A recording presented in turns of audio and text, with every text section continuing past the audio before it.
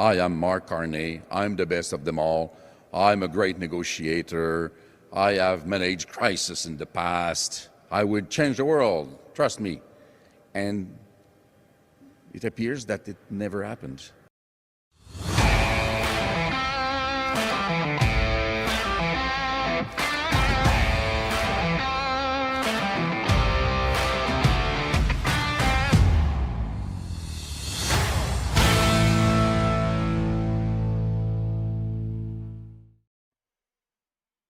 Welcome back to the rest of the show from last week, everybody, on Northern Perspective. I'm Ryan. And I'm Tanya. I am not Mark Carney. I am not the best of them all.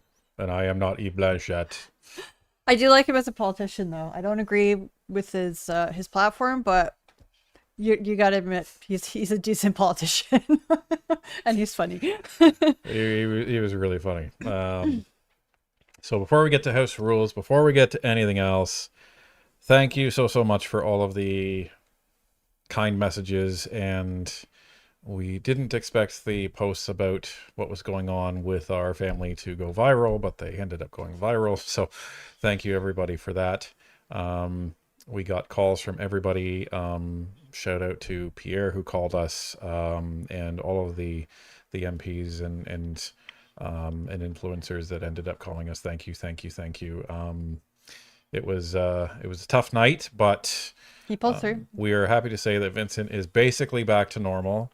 By the grace of God, he did not break anything. The worst he had was a concussion, and he's got a lot of bruises and scratches, but the one we were most concerned about was the one on his face, because it was very large. It came from like up by his ear all the way down by his chin, but it's actually mostly healed now. He's got like just a spot around his jaw, and I went today to pick up some of that silicone cream that's supposed to help with scarring, because obviously we don't want a scar on his face. Like, that wouldn't be fun for him when he's older. So that was the worst of it. I don't know how he managed it, but he was okay. He has one of the biggest bruises I've ever seen on his butt, so obviously that cushioned some impact.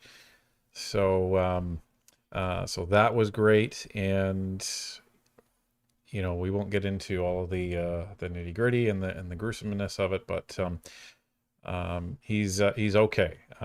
We were pretty emotional around 3 a.m. as we were waiting for things to happen, and we ended up getting home around, I think, 4:30 or 5 o'clock. It was 5 in the morning. So. Yeah. Heartland 59 asks, are mom and dad all right? We are now. We were not at the time. Obviously something shocking like that.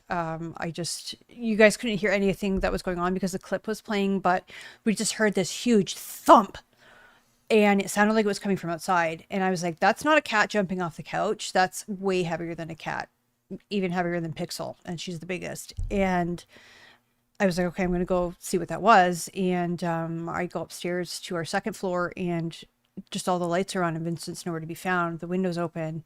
Now the alarm's on, so we know we didn't exit the house. The front door, the side door, or anything like that. And basically all our main floor had been alarmed. Like all the windows on the main floor have an alarm. But we never imagined that he would jump out the second story window. And this is kind of like what you were speaking about with Pierre and Mike Lake, was that kids in general, but especially autistic kids, have like the wildest imaginations, and they will just come up with things that you could never even predict. So now the entire second story is alarmed, and we actually, unfortunately, tested that out the other night. Yeah, we everywhere's alarmed, but we also have there's a couple of windows. There's sliding windows, so there's these sliding window locks on that he cannot get off. We know that because he tried. So anyway, that's what's going on there. It was an interesting week, to be sure. Pretty distracting. Even going to bed was sometimes sleepless because you're wondering what was going to happen. But every bump that I heard in the night, like whether it was a cat or just like something outside, I was jolted awake, and where's Vincent? But he's okay. So anyhow, thank you everybody for everything again. it just demonstrates that we have the best community on the internet. As Tanya says, fight me if you disagree. NP Nation, there's nothing like it. There's absolutely nothing like it. So thank you, everybody. I just have to read this one from Nelson Kate. It says, wow, you have to Houdini proof your house. Absolutely. And that's my mom's nickname for Vincent, is Houdini, because he just, you turn around and he's gone. He's actually upstairs with my mom right now. So they're playing some games and having some fun. But yeah. We were, but it's had an impact. I was working on something for Juno News, and I wasn't able to actually finish that for the deadline just because of everything else going on. And I was distracted enough that I messed up the email back to them, like there were spelling mistakes and everything. So, so I'm hopeful they'll forgive us for that. But anyway, that's it. We're good to go. He's happy and squealing even up right now. We're taking the extra precaution tonight of having his Nana over, as I think Tanya said. So, so he will be fine tonight. That's for darn sure. Anyway, despite this being a continuation of the last stream, let's go over house rules again. So it's the same 3 rules as always. Number 1, please respect each other and the show. That means no name calling, no jumping out windows. Yeah. And that involves everybody on the screen and everybody in the chat, including our moderators. We have, looks like he's changed his name again to Jack from Northern Perspective. And Barnaby is going to be joining us in a little bit. We will be collecting questions for the Q&A portion of the show. So please tag at Barnaby from Northern Perspective with your questions when he shows up in the chat. And then Jester is also going to be along shortly. Jester? Mm-hmm. He has no idea what he is talking about. Anyway, and before we get any further, we're about 1,000 likes behind, folks. So if we can please address that, and that ensures that Captain YouTube pushes this out to all of the other folks out there that may want to watch this. It's lots of fun wrestling with the algorithm, but here we are. So, and we are going to be moving forward as Northern Perspective, covering exclusively Canadian federal content. We've had a couple of questions as to whether we are going to be covering U.S. politics, whether we're going to be covering international politics, whether we're going to be covering the municipal elections. Our core competency is federal politics, and anything that creeps in from any of these other arenas into the federal conversation, we will tackle that. But we are going to be continuing on that vein. And it was great to meet everybody at the event yesterday at the Burlington Town Hall, where Arpin Kenna and Larry Brock spoke about, and also Emily Brown. Don't forget Emily. Well, Emily Brown was the wonderful host for the whole thing. It was packed. It was quote unquote sold out. There was free tickets, but it was at capacity. So thanks for everybody for continuing to get involved in the conversation. And it was great to see people that I only met once before, and I'm so happy that I remembered who they were. Some people I hadn't seen since the launch of Emily's campaign in the 2025 election, and got to see them again last night. So, are we supposed to announce the event that's coming up this week? Yes. So we know it's a little short notice. Obviously, with everything going on around here, we kind of lost track of things, but there is going to be an event here in Hamilton at, I believe it's called Ringside, and Ryan's just pulling up the details. It is hosted by the Canadian Taxpayers Federation, and we are going to be there as well. Do you have the details? Yep, and you will be able to see and talk to us. You'll also be able to see and meet the amazing, the quick-witted, and the taxpayer-hungry Franco Terrazzano. So he is going to be there. He's the federal director of the Canadian Taxpayer Federation. And Noah's going to be there as well, who I believe is the Ontario director. Right. Yes. We would have to send a stern email to the CTF if Noah didn't show up, because it's his jurisdiction. But it is going to be held on Thursday, August 20th at 6 p.m. Eastern. We are going to be putting together a post for this afterwards. And yes, it's at Ringside in Hamilton. And the address for that, if you want to write it down, is 324 James Street North, Hamilton, Ontario. So that's 324 James Street, North Hamilton, Ontario. Not Upper James, it's 324 James Yeah, Lower Street. James, yeah. So that's... Or just James. It's downtown. not on It's the mountain. downtown, yeah. Yeah. So it's closer to Lake Ontario than it is to the mountain. So if you want to keep an eye out on our Facebook and X, we will be posting that information there, and you can see about signing up. I think there's a sign up for it, and space is limited, as it always is at these places. So if you're interested in going, get there. So there we go. Is there anything else? Members, you have a post waiting for you, and it's just something fun. It's a little mini project that we're working on, and but we want to be a surprise for all the non-members, so we need your input. So please head over to the community section after the stream, or if you have time, even during the stream. We've asked a question. We need some responses. We got some great ones so far, so please help us out. That would be wonderful. We also have a teaser. So a long requested person to come on Northern Perspective is scheduled. I say scheduled to come on because anything can happen. Scheduled to come on this week. Yeah. And you won't want to miss it if it happens. So stay tuned for that. If all goes well, it'll be out either Wednesday or Thursday.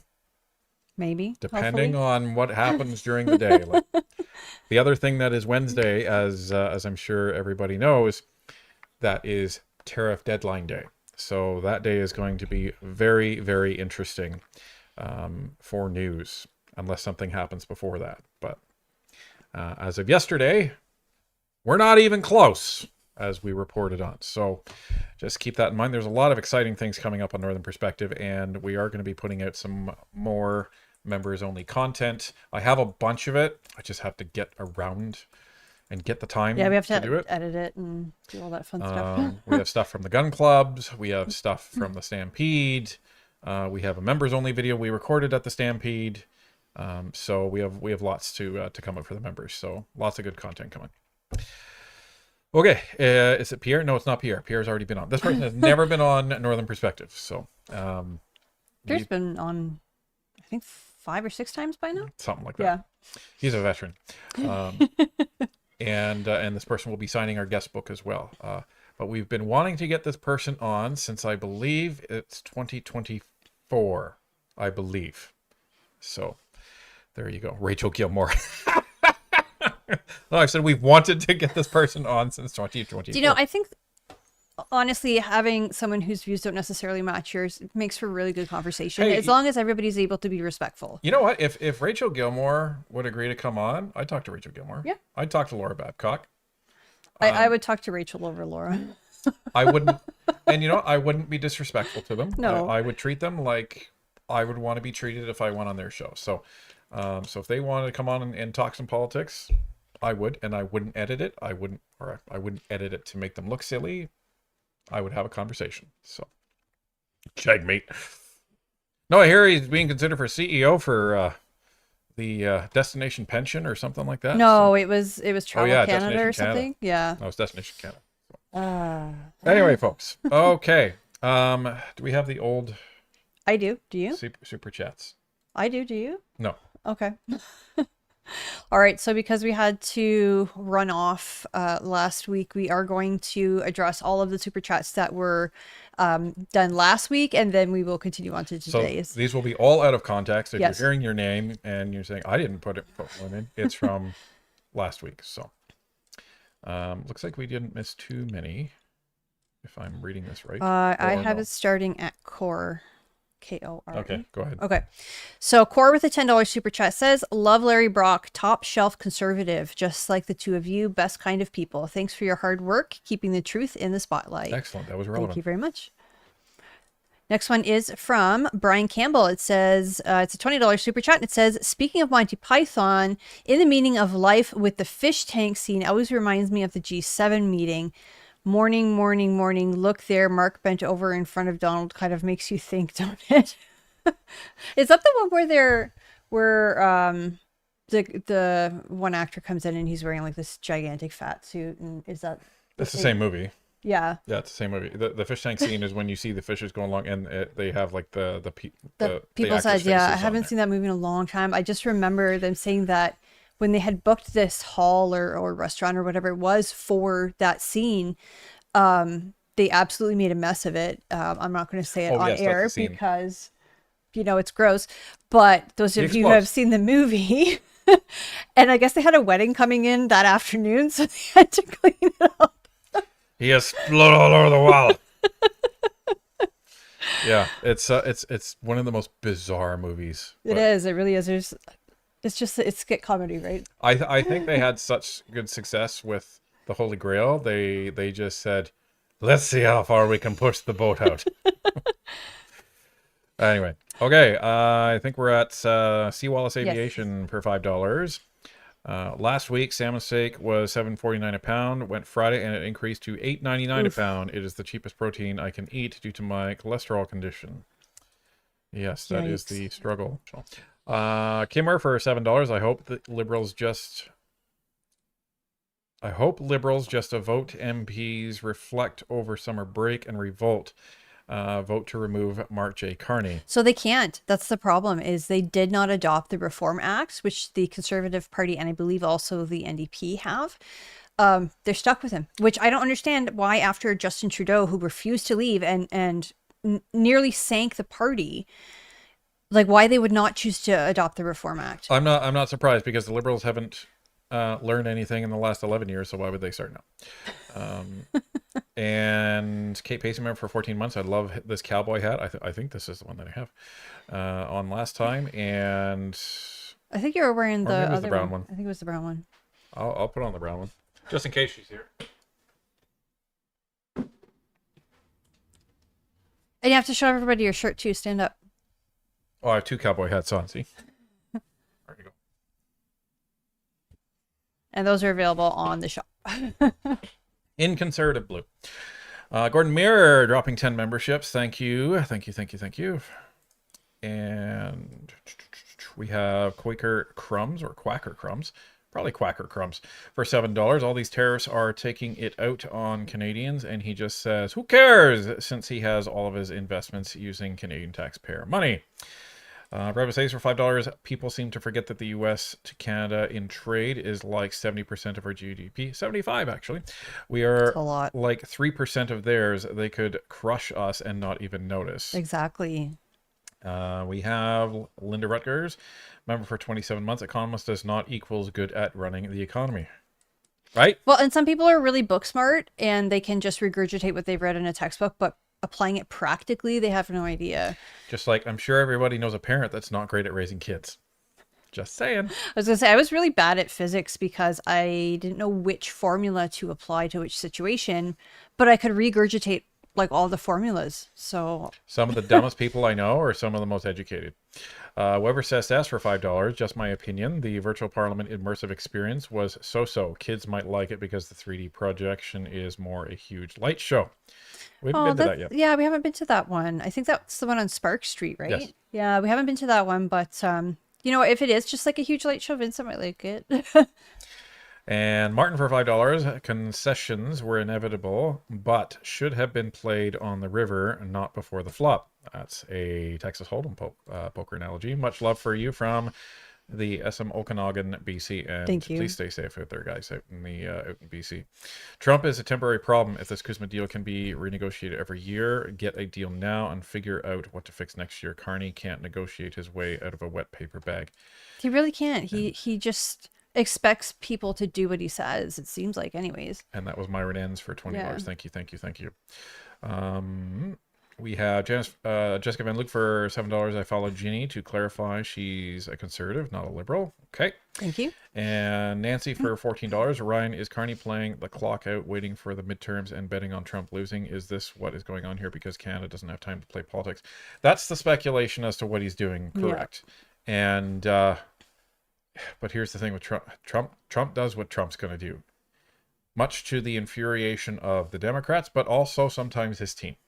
So, and we've talked to some people. Well, and I think that's the important thing about politics is you need somebody who is consistent and predictable. Because if you have somebody who goes off the rails because some anchor on CBC calls him a name, that's not good, right? Well, and let's just be honest here. The only reason Trump can do what he is doing is because he's the president of the United States. If he was the president of Greenland, I'm not sure if they have a president or a prime minister, this would be a different conversation. Everyone would be laughing at him. It's the nation that he is the head of is why he's able to do this. Whipper says, as for $5, have the libs and their supporters said these concessions are quote-unquote part of the bigger plan yet like before? If not, wait for it. I mean, when you are negotiating, you should expect concessions. But it seems like we gave away everything that we could give away. We are seeing the bot posts of Mark Carney being brilliant and, you know, all of this stuff. I've been taking a look at some of them. You know, they have one picture and that's it. And they follow all these weird accounts. It's very bizarre.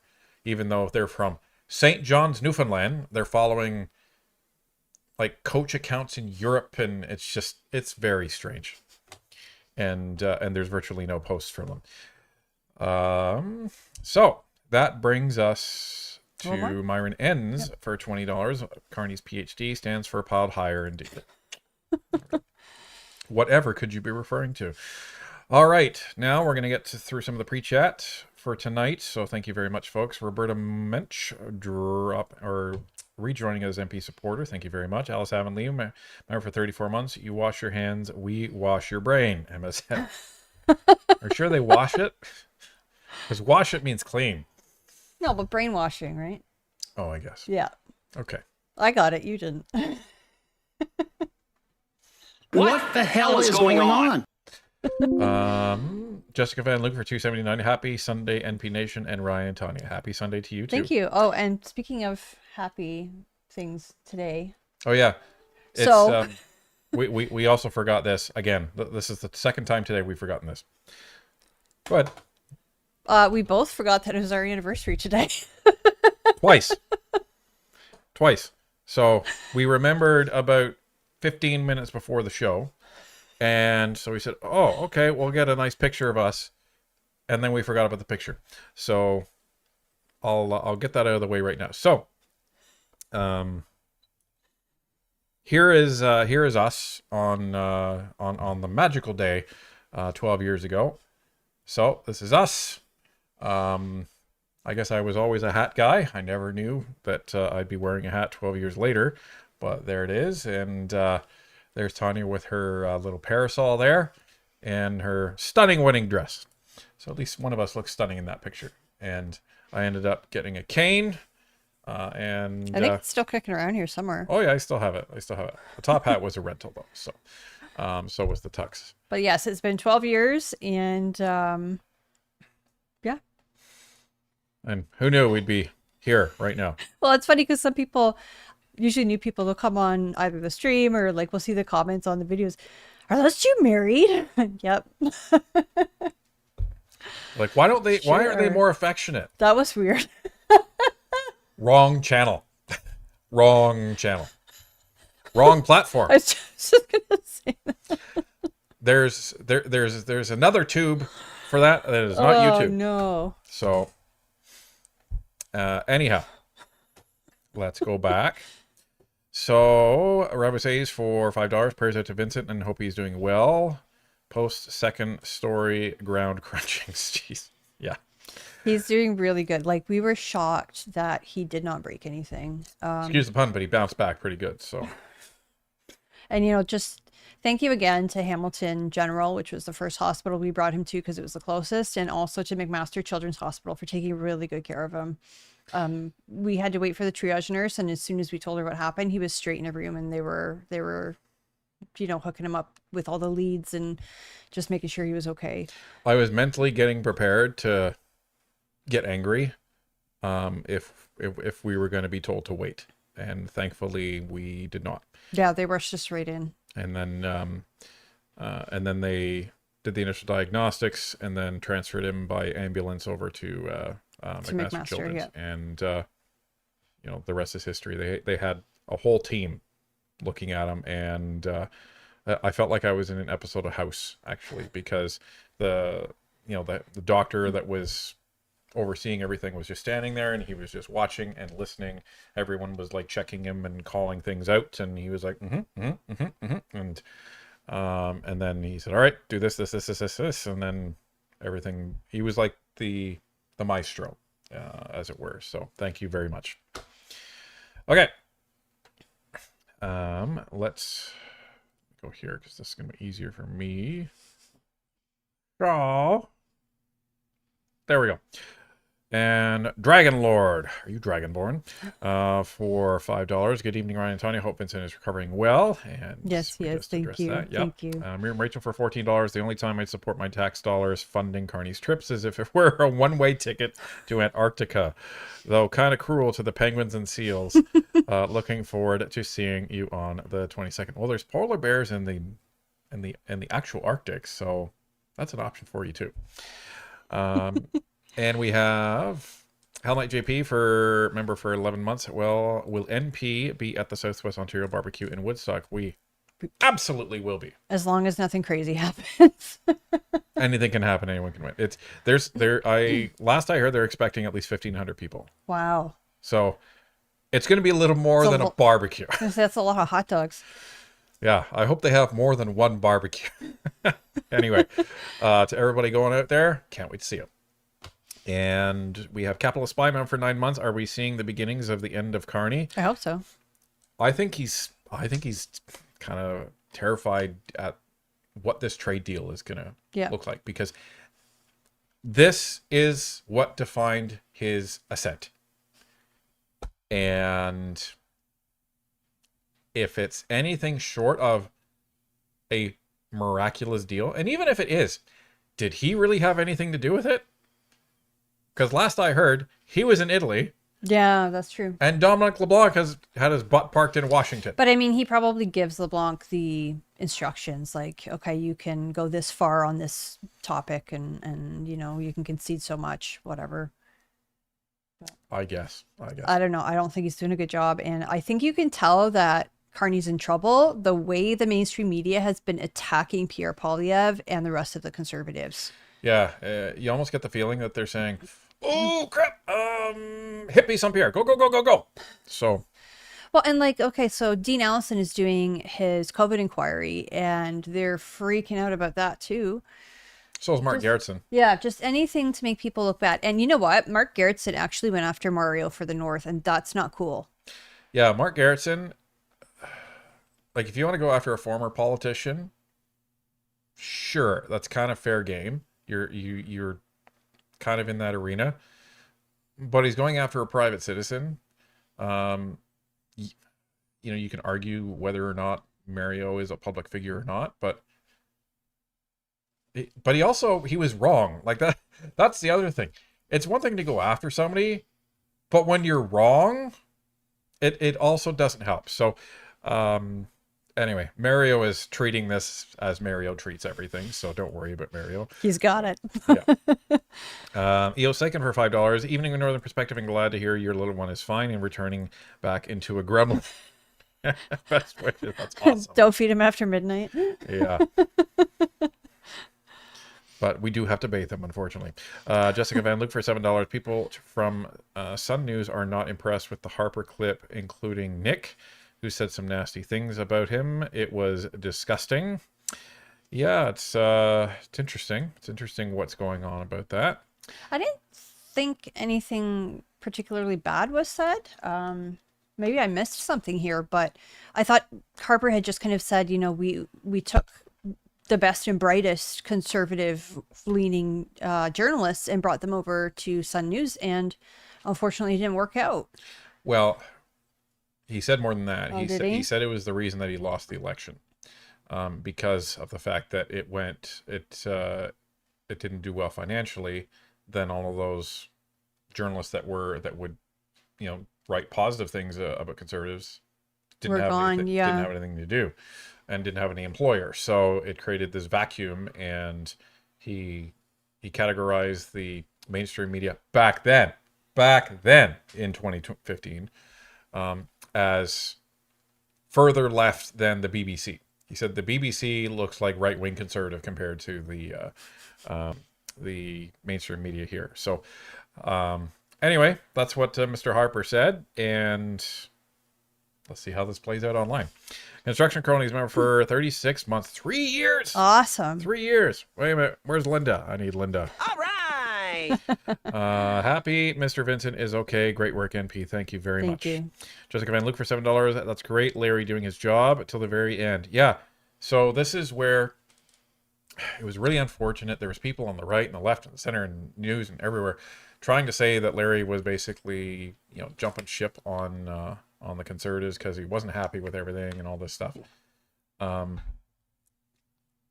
It was as we said it was. Well, I think we can say part of it now, at least because it's public knowledge, or it's public domain, is that Larry was a Crown prosecutor before he was a politician, and took a 5-year leave of absence in order to go to be a parliamentarian, which is the maximum you're allowed to take. Right. And so so that ends this fall. Yeah. And here's the situation that Larry was dealing with. So as a father, as a husband, you're dealing with a situation where you're faced with, okay, so I can continue being an MP, hope we win the next election, hope I win the next election, and then I'll be okay. But as a dad and as a father, you have to look at all possibilities. The issue is let's play out that the Conservatives win the next election, but somehow Larry doesn't win his riding. Here's what happens. Larry is now not an MP, so he's done. Because he didn't go back before his 5-year leave of absence was completed, he now cannot go back as the Crown prosecutor, and he will never, ever, ever have that job again because you have to be appointed. Yeah.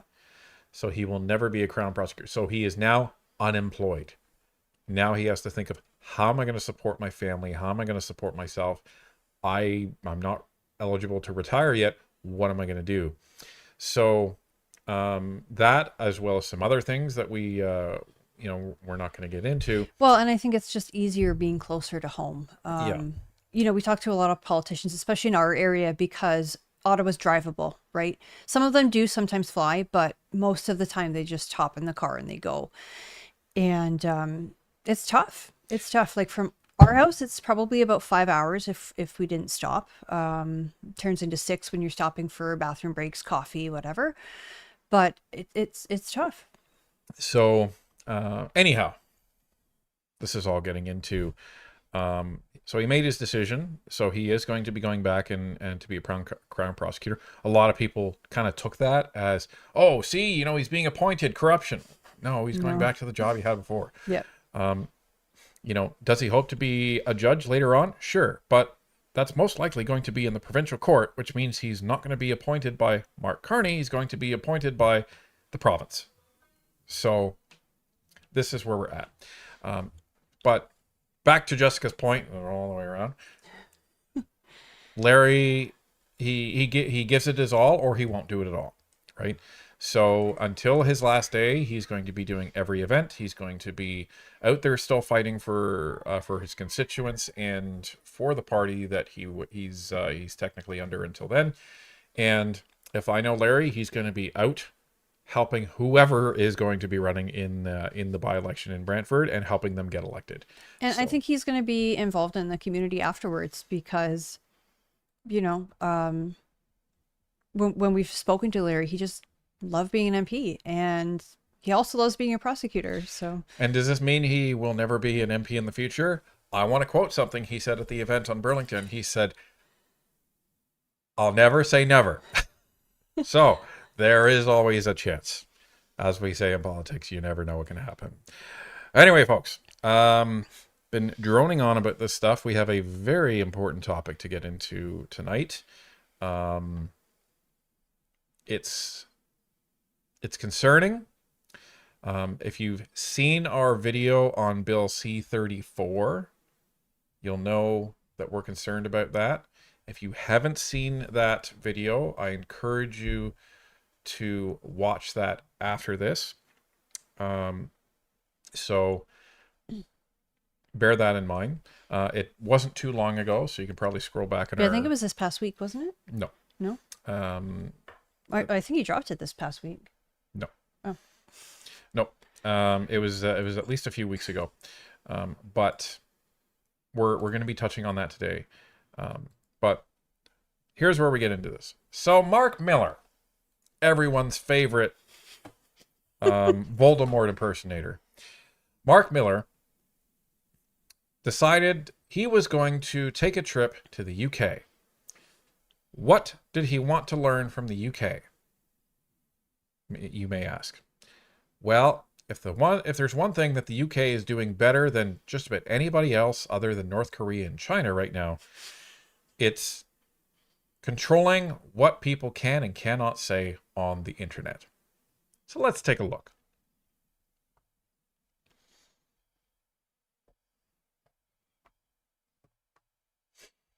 From Blacklock's reporter, study social cohesion plan. They dropped this on Thursday, August 13th. Heritage Minister Mark Miller, on a July junket to the United Kingdom, scheduled confidential briefings on a Labour Party proposal to promote quote-unquote social cohesion, according to an Access to Information memo.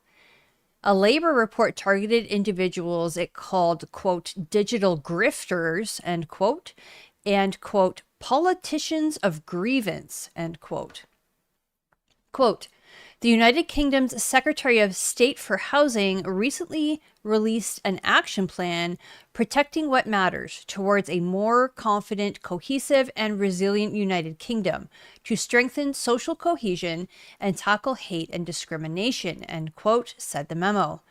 The United Kingdom was, quote, an important partner to online safety, end quote, it said. Miller was in Glasgow to attend the July 23rd Commonwealth Games. The memo, Ministers' Visit to the United Kingdom and Ireland in July, said additional meetings were scheduled, including discussion of the quote-unquote action plan. Labour's April 28th plan proposed quote-unquote new tools to combat conduct deemed divisive. Quote, we will develop new tools and powers to disrupt organizations that spread extremism, hate, and threaten public safety, end quote, it said. Quote, we will not tolerate efforts of individuals to sow division, stir anger against those with religious, political, or social views different to theirs, or spread extremist, intolerant beliefs that undermine our shared values, end quote, said Protecting What Matters. The report added, quote, we can and must do more. In a world where so many people, digital grifters, hostile states, politicians of grievance, have a vested interest in division, we need to be much more active in asserting British values, end quote. Minister Miller has repeatedly identified quote-unquote social cohesion as a federal issue.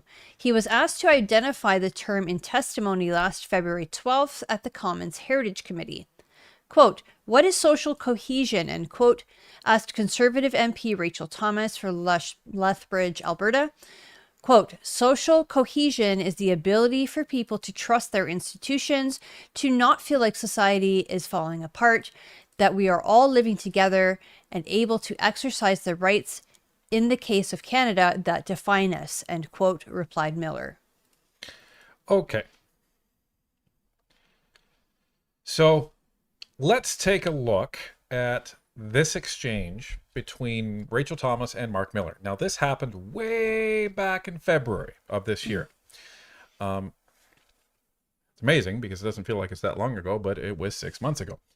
So this is that exchange, and now knowing that C-34 came out, because C-34 wasn't announced then, and that he decided to take this trip to go and visit the UK. It's a little bit interesting hearing this. My first question for you is, you recently made a statement after becoming minister that part of the responsibility of CBC is to foster what you called, quote, social cohesion. Can you explain for the committee what you meant by social cohesion? The reason I ask is because experienced journalists have stated that these words, this term, is often used by the People's Republic of China to mean state control and zero tolerance for challenges. That seems counter to the values that we hold here in Canada, and so I'm curious as to what you meant by social cohesion. I think in an age that we're all living through of intense disinformation, there is less social cohesion as falsities are propagated through media sources, both legitimate and illegitimate, integral to a healthy democracy. Indeed, the fourth pillar of our democracy is a healthy media ecosystem that exercises rightly its freedom of expression. Again, integral to that is a state-financed public media that is the CBC or Radio-Canada, not state-controlled. Indeed, the CBC's mandate is one that is ferociously independent, and we should all defend that, whether they're saying good or bad things about us. So when there is a lack of support for a public broadcaster, I think that contributes to the spread of disinformation, and social cohesion is therefore affected. It's not about any sort of command and control of the media system that you may see in other countries, but indeed in part of and integral to a healthy democracy. So what is social cohesion? Social cohesion is the ability for people to trust their institutions, to not feel like society is falling apart, that we are all living together and able to exercise the rights, in the case of Canada, that define us, freedom as enshrined in the Charter of Rights. I mean, I could go on beyond the time allotted for you to discuss this, Ms. Thomas, but I think we both agree as to what it is. Well, I think that the committee needed to hear from your mouth what it was. And one of the things that you said in your statement was that it's a trust in institutions, and that Canadians should be able to place their trust in the media. And in particular, you mentioned the public broadcaster, the CBC. So I think this is fascinating that Mark Miller says that core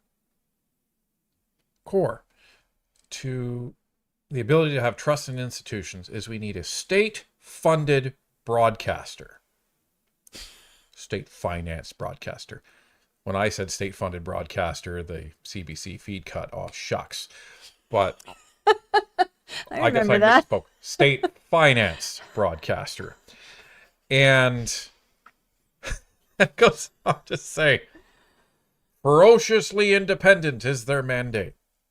And then he goes on to say, when that broadcaster isn't supported, that causes this sort of disinformation. So it's funny because he says, in his mind, well, the problem is that people just aren't supporting the CBC. We fund the CBC, they put out information, and people just aren't supporting them. And because they're not supporting them, there's all this misinformation out there. He doesn't seem to mention that people don't trust not only the government, but people don't trust the CBC. But I think to a degree, I'm not agreeing with him entirely, but to a degree, what he is saying, I think can be correct because, with us, who holds us to account? You guys, right? So if we get something wrong, if we're putting out clickbait garbage, you guys are going to stop watching, and that's holding us to account. But with the CBC and like Global and CTV, etc., they have regulating bodies that oversee them. But who are the regulating bodies controlled by? The government. Right. But my point is more that, like, you could argue that, well, Northern Perspective doesn't have anybody making sure that their stuff is accurate versus like mainstream media who has these overarching bodies. Well, and this is true, but this is where we have to be very, very careful. And we will get to that because this is very, very core to what we're talking about. Now, as we always do, we go down every rabbit hole that we find. And Blacklock's mentioned a specific report from the UK. So we went and found that report. So, a lot of people have talked to us, are you seeing what's happening in the UK? Are you following what's happening in the UK? And we say, no, because it's international. Well, this is one of those cases where that creeps into Canadian federal politics, and now we're actually going to take a look at it. So, ladies and gentlemen, check this out. So this is a policy paper, protecting what matters towards a more confident, cohesive, and resilient United Kingdom. So this isn't the beginning of it. We're only going to show you a couple sections of it because this is a very, very long paper. We're going to show you some of the key parts. So this was basically on behalf of the Prime Minister. This call to action recommits Britain to that quiet act of defiance against the forces of division and renews our approach to social cohesion. As ever, we draw deeply on our shared values, not just our core liberal principles such as tolerance, protection for minorities, the rule of law, or the freedom to live and let live, nor just the natural pluralism that has always characterized an island country containing our 4 distinct and proud nations. We also draw on the distinctively British approach to integration that has always been grounded in the fairness of the two-way street, in rights and responsibilities. And we draw on our pragmatic, common sense decency, which means that people who come here to contribute can become not just citizens, but our friends and neighbors. That, bound by our common good, they become part of the greater us. But we can and must do more. In a world where so many people, digital grifters, hostile states, politicians of grievance, have vested an interest in division, we need to be much more active in asserting British values and the responsibilities of integration. We must be stronger when it comes to rooting out extremism and rejecting the passive tolerance that sometimes prefers to look the other way. And we must be clear that patriotic pride is something to be embraced as a force for good in our communities. That it is, by its nature, a collective act of community building that is totally opposed to exclusion and those who seek to divide us. Because ultimately, this is the only way we can sustainably strengthen society. That is the challenge this action plan takes on. And in doing so, it shows a new path for a united, proud, confident, and cohesive Britain. So here are some of the main points of their action plan. So, number 1, let me know if any of this sounds familiar, folks. Make use of robust powers to require platforms to mitigate risks related to their algorithms. Explore options to improve government understanding of division and hate online. Give people greater control over what they are exposed to online and reduce accidental exposure to hateful content. Take further steps to increase transparency about how online platforms operate and how they comply with the Act. Give independent researchers access to platform data so they can help to build the evidence base to hold companies to account. Have launched a national consultation on further measures to prepare children for the future in the age of technological change. Publish media literacy action plan, deliver a pilot communications campaign, bring major streaming services into line with TV rules on harmful content. Work with the advertising industry and others to develop options for addressing harmful content monetization. So, we ask the question here, what separates a digital grifter from independent media? This is the dangerous question that needs to be asked because we've talked about this before in these online acts. Who gets to define what harmful means? Who gets to define what hateful means? The problem is these are inherently subjective terms. Right. And we didn't see the term digital grifter defined in this plan. No, it just says they're digital grifters or politicians of grievance. This is where it comes back to what I was saying before. People can stand on the street and they can have a bunch of people listen to them. They may not, but, you know, this isn't Monty Python. But you can stand there on the street and you can talk to people and try and build a rally. And, you know, sometimes that happens down at, you know, community centers like Dundas Square and stuff like that.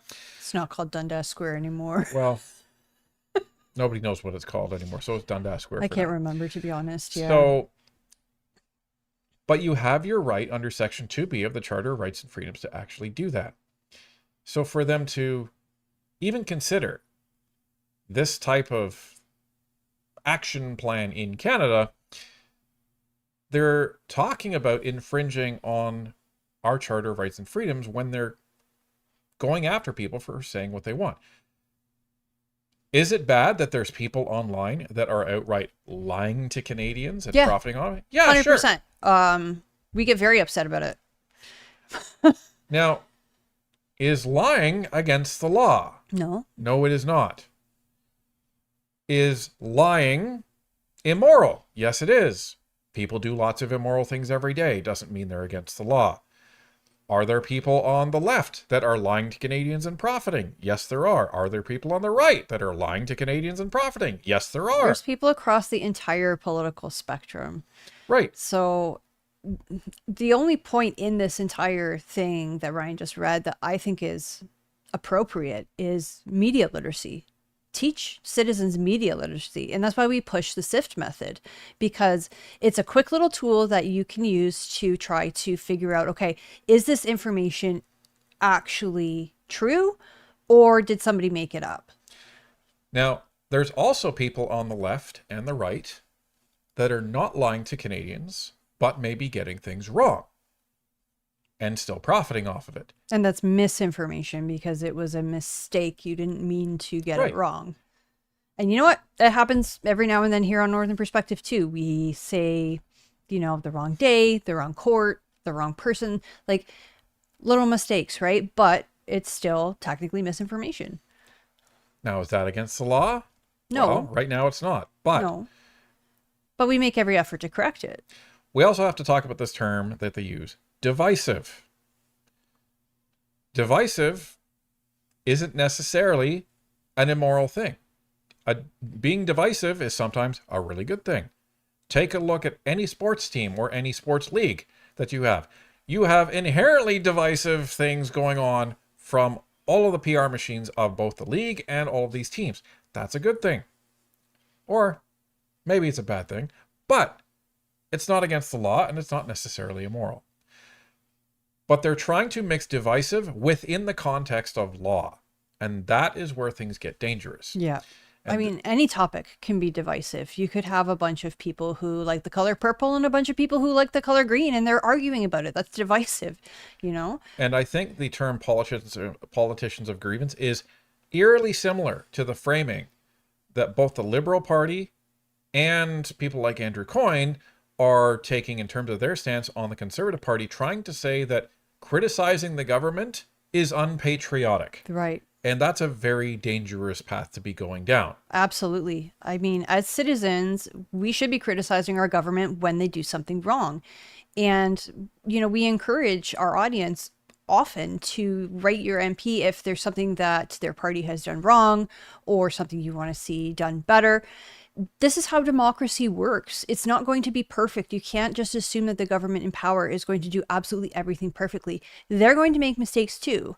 And it's up to us, the citizens, to hold them accountable and call it out. Again, when you're writing letters, don't be nasty, don't swear, don't name call, and definitely don't threaten them. But you still have the right to criticize. So, this takes us to the next part. This was actually located earlier in this document. So now that you've heard all of that, I think it's rich that this was actually read earlier. So it says, many people feel as though they cannot air perfectly legitimate concerns about the change they are seeing in their local communities. There must always be space for honest discussion without assuming bad intentions or policing language. This is what they're saying in this memo in the UK, folks. Otherwise, these issues will continue to be exploited by those who do not want to see solutions but further division. Only through frank and constructive conversations can we form a basis for real common ground and respect across society. So, they're trying to say, well, we need to be, providing the avenue and the ability for people to have constructive and frank discussions. Well, here's the problem. If you try to define somebody that is criticizing the government as being divisive and therefore a digital grifter or a politician of grievance, that doesn't square with what you just said. And this is where the dangerous slippery slope lies. And this is where it's important for Mr. Mark Miller to define what social cohesion actually means. And in his first answer and his second answer, they talked about two completely different things. So I don't think we actually got an answer on that.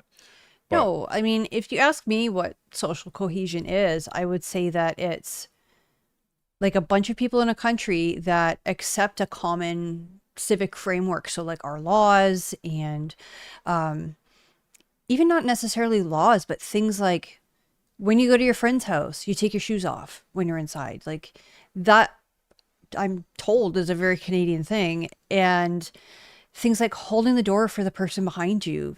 Like these are just kind of like social norms, things that we do that kind of bring us together as a community. It's almost like expected, you know what I mean? And I honestly feel like a lot of this started falling apart when the Liberals came into power. And a big reason for it was because they started dividing people up into groups. Men versus women. One religion versus another, the color of your skin, etc. And that's what divided us. Well, and I would define social cohesion is the participants of the designated community that is supposed to be cohesive are in joint agreement of the social contract between themselves as individuals and the contract with the group as a whole. Meaning, you're all rowing in the same direction, you all respect each other, but you also all respect each other's rights and freedoms. And to Tanya's point, this is what the Liberals broke.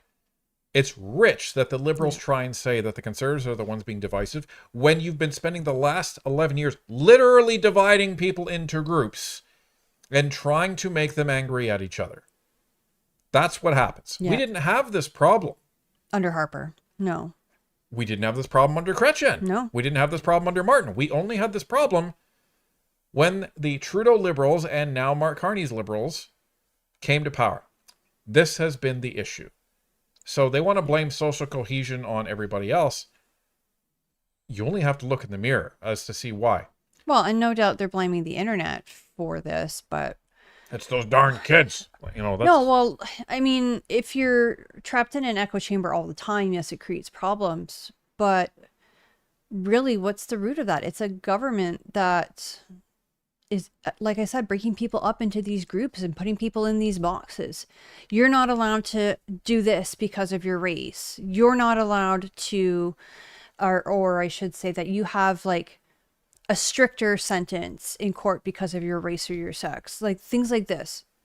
And this is where the Liberals are dangerous, because they create a problem and then they manufacture a solution that has nothing to do with the root cause of the problem, but they try to manufacture it and present it as if they're doing something. Yeah. And this is what Bill C-34 is. It is a very dangerous bill talking about enacting a digital safety commission, giving them court powers, allowing ministers to designate the power of the commission to anybody that they want, the power to enter your home, the power to take documents, the power to take your computer. And if you refuse them, you can be punished millions of dollars if you refuse to comply with the Digital Safety Commission. This is the real big concern. We have laws to handle just about everything that happens on the internet now, Yep. we need to enforce those laws. And if we are having a problem enforcing those laws, then we need to address that. We don't need new laws to protect people. People have the ability to make choices however they want. Right. And we also have civil court for things like slander and defamation. And if people want to watch a YouTube channel where somebody tells them that, you know, unicorns are, you know, the key to all happiness, and, you know, gremlins are the cause of all of your problems, that is everybody's, you know, God-given right to do that. And if they want to believe it, that's their choice to believe it. But I think it crosses into dangerous territory when you are demonizing a specific group of people. Right. So here's the thing. We all know that the problem with the media right now is that people don't trust them, and people don't trust them because there's a conflict of interest. And the conflict of interest is because they're state funded, and because they're state funded, there's a perception, and a very valid one, that the government is being insulated from the criticism that it deserves by the media that is supposed to hold it to account in the first place. And if the media was doing its job, there would be no need for channels like Northern Perspective or any of the other independent media channels, because people would say, I don't know what you guys are needed for. I'm getting all of my good information from CBC and CTV and Global News. They're the ones doing their job. Yeah. So imagine if they would have a business problem if they were actually doing their job in the first place. So this is what's coming with C-34. It has not gone to committee yet. It has not passed yet. I am patiently waiting for this to go to committee, because I will be submitting a brief on that when it does. And we will be fighting tooth and nail against this bill. The JCCF is already starting their campaign on this. We have an interview coming with John Carpe breaking down their position on C-34. Make sure you understand it. Check out our video. We will link it in the chat a little bit later. This is so important. This is Bill C-63. On steroids. There was lots of bad parts about C-63. This is some of the worst. There's no lifetime punishment. At least that's out of there. But this is some of the worst parts of Bill C-63. So get familiar on it. And you know what we're going to say next. Write your MP, write the Liberals, write Mark Miller, and say, we don't want it. So, okay. There we go. Before you continue, could you imagine if everybody in a constituency wrote their MP about this bill? Just be like, I don't like this. I don't want it. I didn't ask for it. Don't put it in. Can you imagine an MP getting 100,000 emails in a day? Right? You don't make it paper letters. Again, you can send a paper letter to the House of Commons without a stamp on it. So you don't have to pay anything. Just whatever it costs you for the paper and the envelope. Or send a postcard, even simpler. I don't know if you can send postcards to the House. Yeah, they sent them to the Senate. Oh, that's true. So there you go. No envelope, no nothing. But anyway. So hopefully that gives people a little bit more awareness of what's going on, what the UK, you know, what their intention is, and what's seemingly the reason Mark Miller came over there. Jessica Van Luke for $7. People from some news was something I already read, so I'll go past that. And Gordon Muir for 27 months. A great interview with Perkins. Really enjoyed that. Thank you very much. And if you haven't seen it, go watch it after this.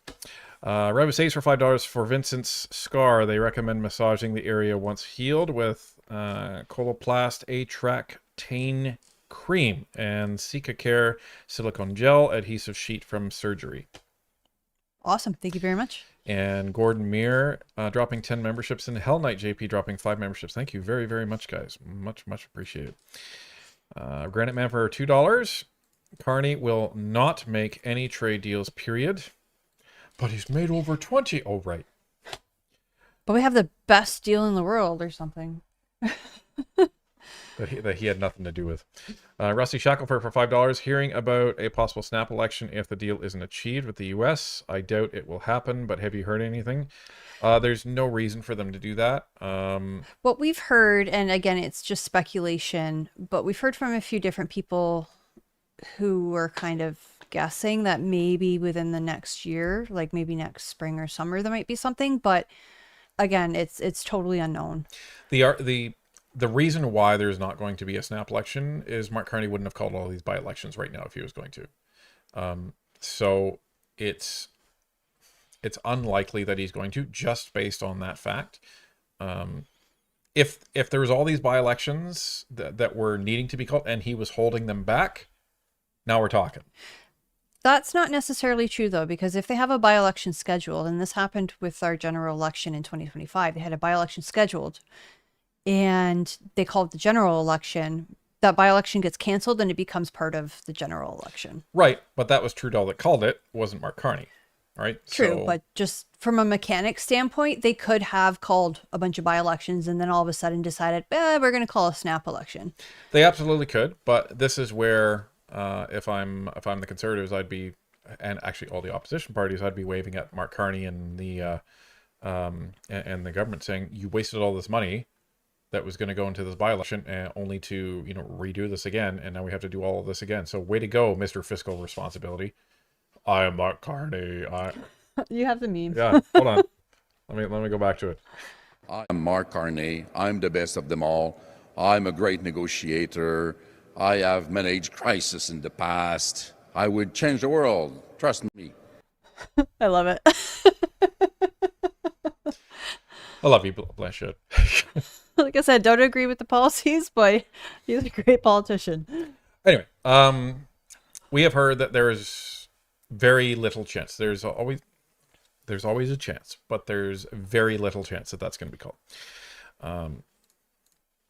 Because if he doesn't get a deal with the U.S., don't get me wrong. If he doesn't get a deal with the U.S., please call a by-election, or please call it a general election.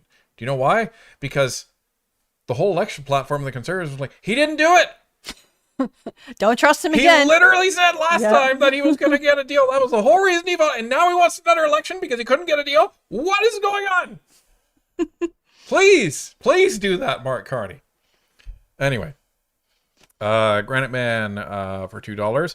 Where is Ford? Thousands of job losses coming to Ontario. Well, not if you talk to a Liberal. Canada's booming if you talk to the Liberals. But was Ford not antagonizing the United States again? Yep. Yeah. So that's where Ford I swear, every time Carney gets in trouble, it seems like Ford is trying to run cover by antagonizing the U.S. Like, it's just so frustrating. Keep your mouth shut and think of the people of this province and the people of this country. Myron Ends for $20 just goes back to the fact that Carney's PhD stands for Power. Thank you very much for that. It was funny the second time. It was funny. It was really funny the second time. Granite Man for $5. How many jobs created from Carney's deals with other countries? 0. We can't get exports to markets. How much money coming into Canada from Carney's other deals? Well, and that's the thing, as Ryan has described in the past, it's like a highway. You can build an 8-lane highway, but if you don't have any cars on it, what's the use? Can't force people to drive on it. Yeah.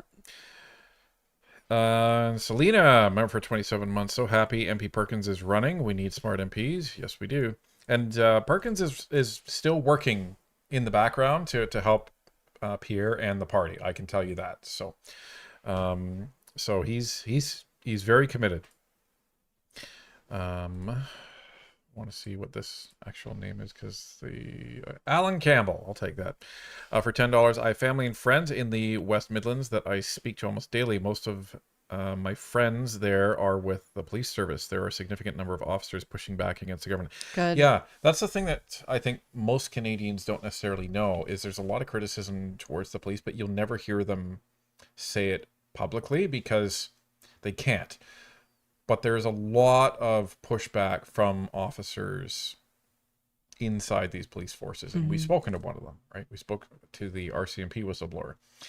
And there's a lot of discontent as to what's happening. And there's a lot of demoralization that's happening in the police as well, because they're spending, and this is according to the whistleblower, this is not just me sounding off rhetoric.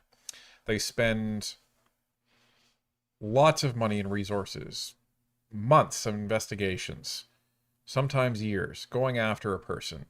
Finally, they build enough of a case to go and find the person, arrest them, charge them, only for them to be out on bail, and then they're out there again, and then they disappear again.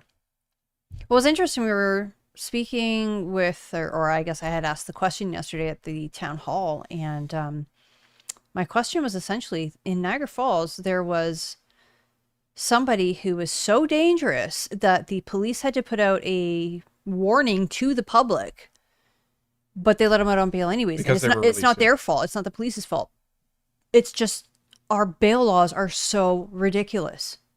Yeah, and Like, this is after C-14, the bail reform bill. This was released. recent. This was recent. So Bill C-14 is in effect, or Bill C-14 is in effect, which was supposed to fix all this stuff. But it didn't.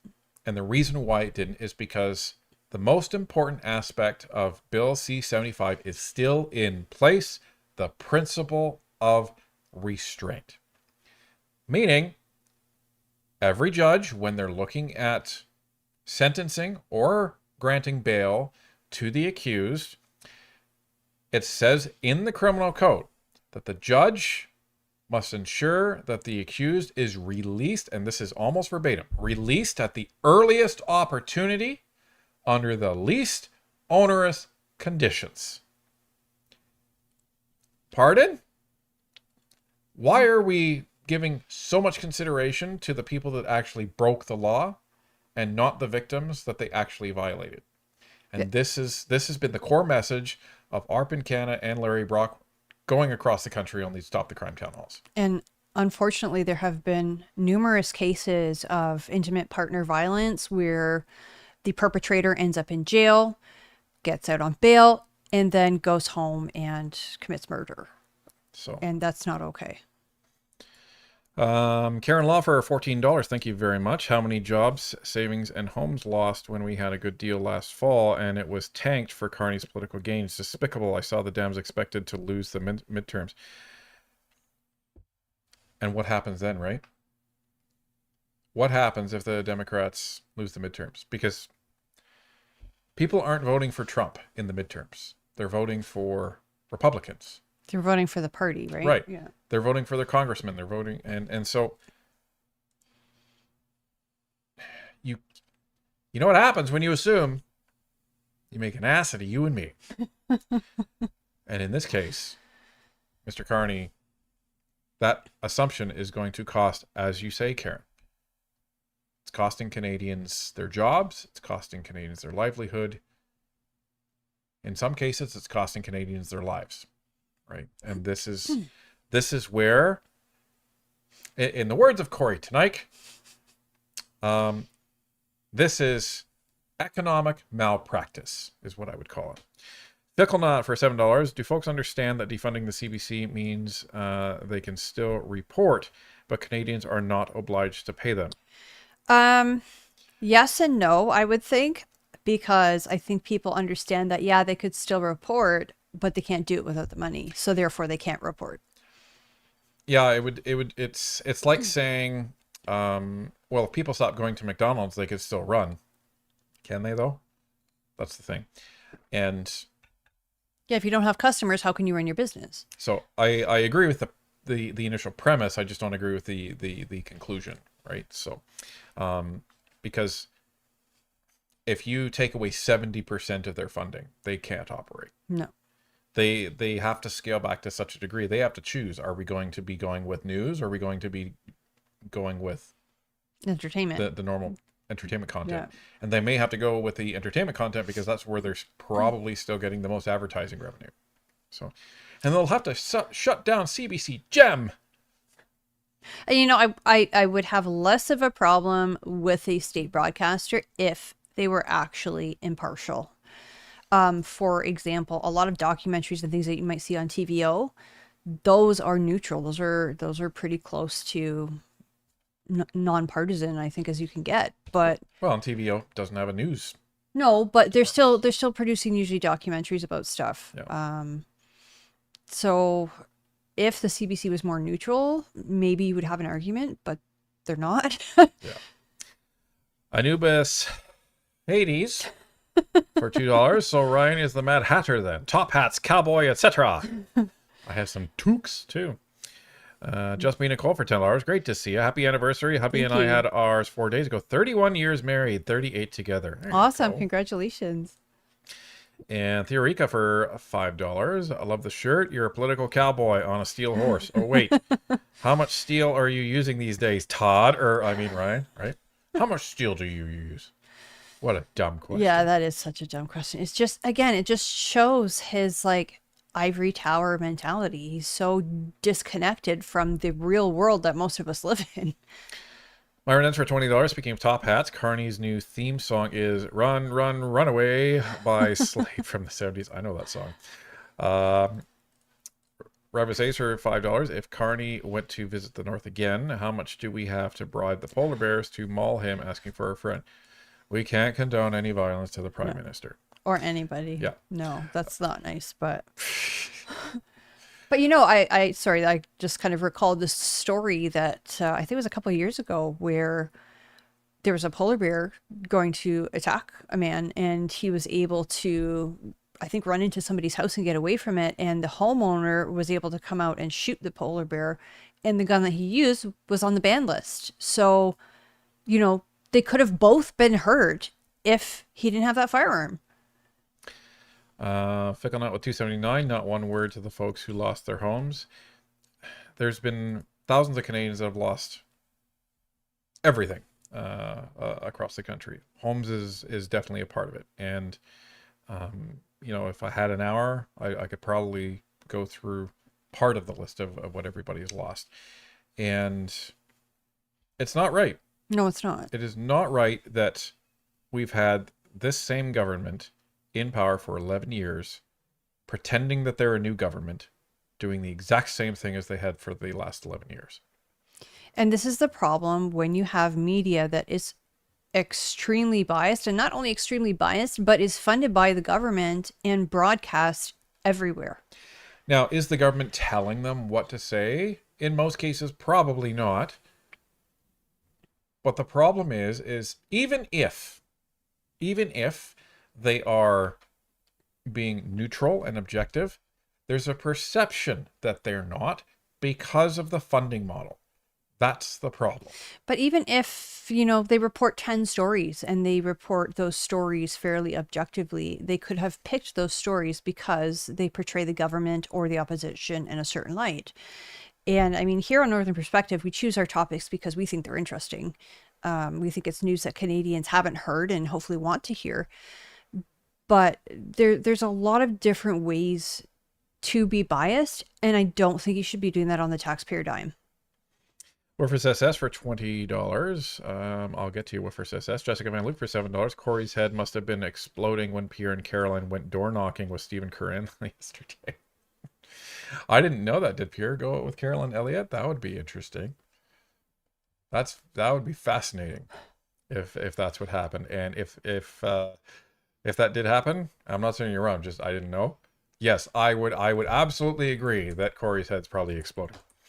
Woofers SS for $20. I think the people who quote unquote just don't like Pierre have confused peace with quiet and harmony. Him bringing up issues they would rather not deal with threatens that. Well, this is the issue, right?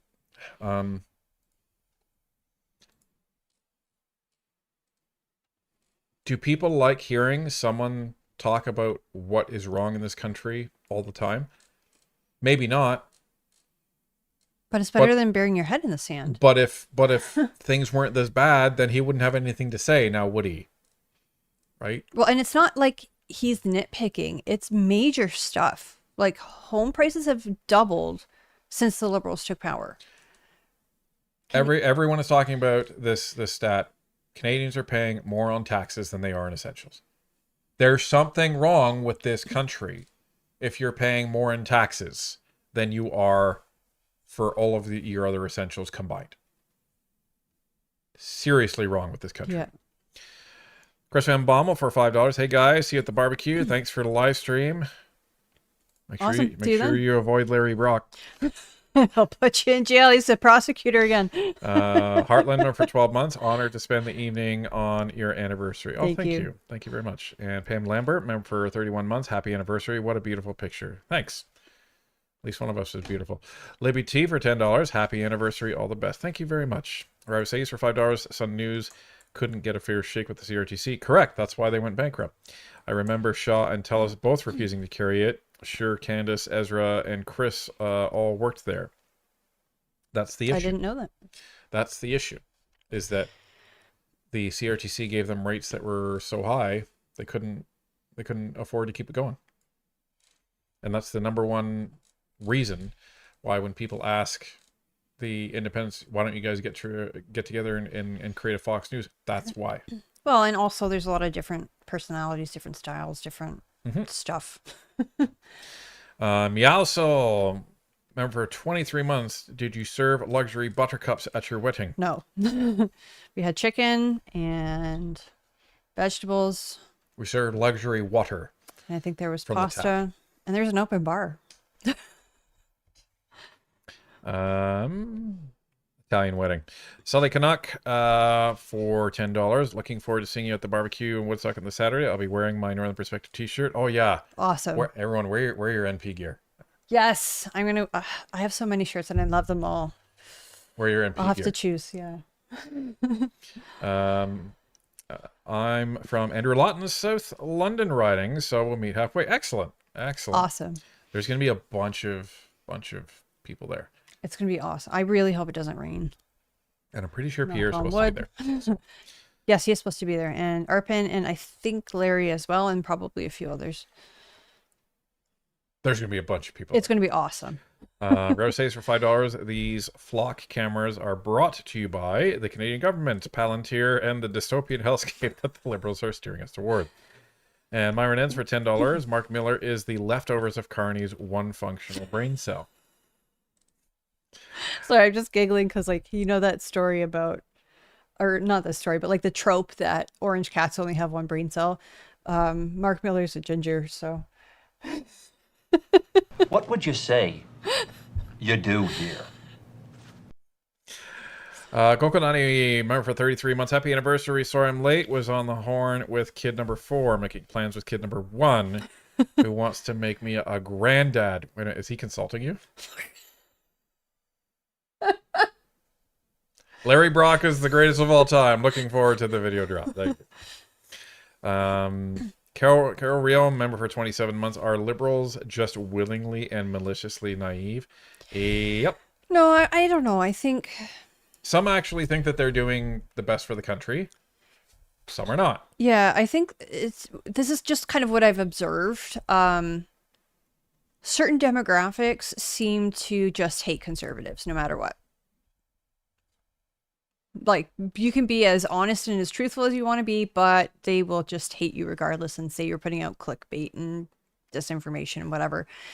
And I think some of them, usually the older demographics, still trust what the mainstream media is saying, and they don't see the bias because they agree with it too. It's like a lot of people will say about Northern Perspective, oh, they're not biased at all. We are biased. We're biased towards the right, but bias isn't inherently a bad thing. You just have to watch out for it when you're consuming media. We're biased in our opinions, not in our facts. That's true too. So, and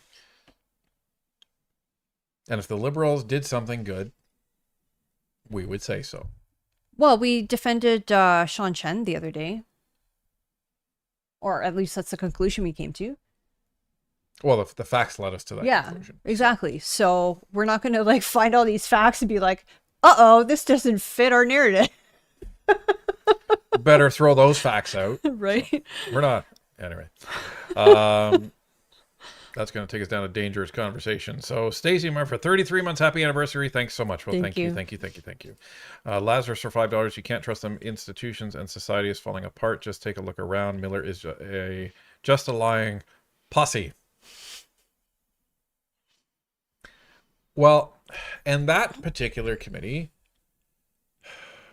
he's infuriating. Yeah, because it's infuriating to watch. You heard him say it once when he was talking. He's like, I could sit here for an hour and talk about this, Miss Thomas. And he said that a few more times, and he says that to try to talk down to her. And why is it always the liberal men in the government that always try to talk in a misogynistic way to women? Yeah, they really do. And I think it's gross. It is gross. It's funny because, again, the common trope is that, oh, well, conservatives are evil and misogynist and blah, blah, blah. I have the best relationships with conservative men. You know, like... Especially me. Right. They don't treat you like garbage. Most of the time. I take out the garbage, though. You do, because it's gross. But every woman in the conservative caucus that I've talked to, they're like, I'm one of the guys. They treat you as an equal. Yeah. And that's the thing. They don't think you're inferior. And if you need help with something, they'll help you, but they won't like lord it over you that you're, you know, weak or helpless or whatever. Yeah. And that's the other thing that I've heard about the caucus is everybody helps each other. They don't care if you've been there for 20 years or 20 days. Everybody helps each other. And it's just a supportive environment because they're all rowing in the same direction. So... Rabbi Sadie's for $5. It's weird how that squishy grape on the bottom of Carney's shoe, Mark Miller, takes an amazing shot at describing Pravda in Soviet Russia. Yeah. Stephen C. member for 29 months. I can't wait to violate any anti-free speech laws. What is this one? That's a weird username. Could you imagine NC. just saying to somebody online, like, you suck, and then the police show up at your door? Yeah. And then I would say, Emotional damage. You know, we're joking about it, but that's seems the way things could be headed. I could be arrested for playing that. I don't know. And that's an Asian guy making fun of Asian people. Like that's the crazy thing about that. That video was funny. What's that? That whole video was funny. All of his videos are funny. But that one's my favorite. If you have not seen that guy's channel, go watch it. Do you remember his name? I think his name was like Stephen Chen, ironically. Hold on. Okay, you look it up and I'll read the next one. This is from NC. It's a $28 super chat. Happy anniversary to you and Tanya from my hubby and I. Live in a liberal riding in small town Ontario. Need advice on how to survive through liberal blindness and Trump derangement without going crazy until next election. Stephen He. Or Hey. Stephen H.E. Phenomenal channel. If you're feeling down, go watch some of that. It is so funny. He makes fun of Asian parents. He makes fun of Asian everything. It's just he seems like such a nice guy too. Like that's the amazing thing. So brilliant comedian. Brilliant. You interrupted me for answering the super chat. Advice, just be empathetic and try not to take it personally when people are like conservative this and conservative that. Just kind of in one ear and out the other sometimes. Sometimes if you think you can kind of engage with the person, ask them questions. What do you think about the fact that, you know, maybe our small town lost 500 jobs or something of that nature? What do you think about home prices? Oh, your kid's 30 and still living at home unmarried. What do you think of that? These sorts of things, and kind of like gently guide them towards the conclusion. Some people will start to realize like, oh yeah, my life has gotten a lot worse under a liberal government. And some people will just resist you the whole way. But yeah, a conversation I think is always the way to go. What are we on? Midnight? Yes. Midnight Storms for $14. At what point should citizens think of filing a Section 504 of the Criminal Code for things like betting against the Canadian dollar? The RCMP doesn't seem to do your job, so that's not a crime. It's not a crime, unfortunately. It's a huge conflict of interest if you can prove it. And I don't think citizens can put through an inquiry with the conflict... what's he called? Conflict of interest. Well, the problem is the commissioner. Yeah. And we said this before. corruption does not necessarily equal crime, but there are a lot of crimes that equal corruption. This is the problem. This is what we want to fix in government, is to make most, if not all, corruption acts punishable, have some sort of punitive result. And that doesn't happen right now. The irony is that the people with the most power in this country, they seem to be held to the least account in our laws. Yeah. And that needs to change. Well, and it needs to be up to citizens to hold them accountable. Like I was saying earlier in the stream, if we started putting out all sorts of garbage here on Northern Perspective, you guys would stop watching. And that's how you hold us accountable. And we as citizens need to be tuned into what's going on in our government so that we can say, you know what, I'm not voting for that person next time. Or, hey, I'm going to write him a firm letter and tell him that I don't appreciate this. This affects my family in XYZ way.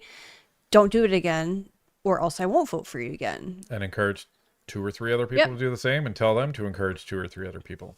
So this is the power of unrelenting pressure. And we've gotten some things in the past, right? So Revis Hayes for $5. Constantine Kitchen said and popularized an argument that the UK arrests or imprisons more people for hate speech than Russia now. It's a mess. Yikes. Yikes. Really smart guy, Constantine. And Travis Foster for 29 months. Happy anniversary, guys. Lots of love from out west. Thank you, thank you, thank you. And Diagolon Meme, welcome back.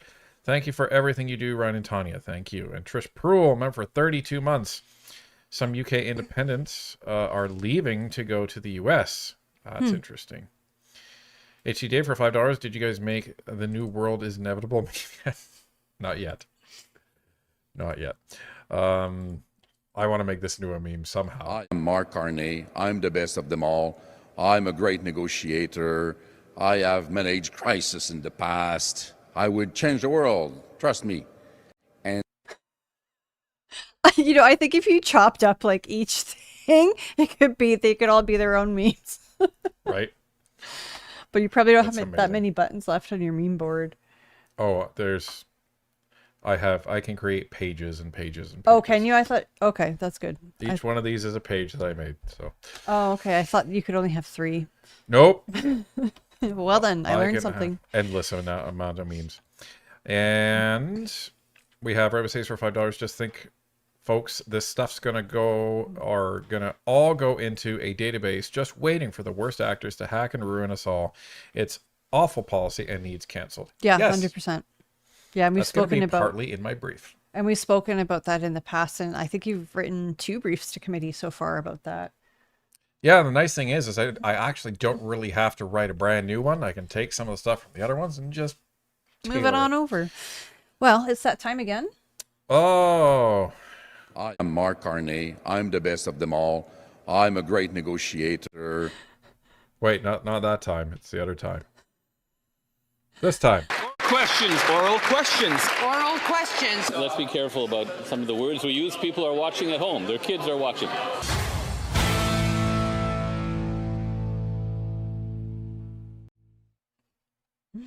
All right, folks, it is that time again for NP question period, where you ask us the questions, and unlike the House, we will provide the answers as long as we know them. If you would like to ask us something, you can tag at Barnaby from Northern Perspective with your questions. We do have quite a few, so we will get through as many as we can. First one is from Anna Banana, 1989. It says, many influencers have been saying Carney will call an election in the fall, and I was wondering what your take on that is and why they are saying that. My bet is not. So I can't answer for other people. I don't know why they're saying that. You would have to ask those particular influencers why they believe that. We've been kind of hearing like guesses that, okay, it might be next spring, next summer, but there's no concrete proof. I think at this point it's anybody's guess. I don't think it makes sense for Mark Carney to call an election right now, especially because he's in the middle of some problematic things that he's dealing with. Now, some people may say, well, then that's why you should call an election. Politically, it would be very damaging for him to do that. Politically, it'd be very damaging to call an election in the middle of trying to get something done with Donald Trump. And don't get me wrong, as I said before, and the words of Leonidas, pray, we're that lucky. Pray, who's that stupid? Because if he calls an election now, he's almost abdicating his responsibility. And we're in the middle of an affordability crisis caused by, according to the Liberals, global factors. And now you want to spend $400 million on a general election again within a year.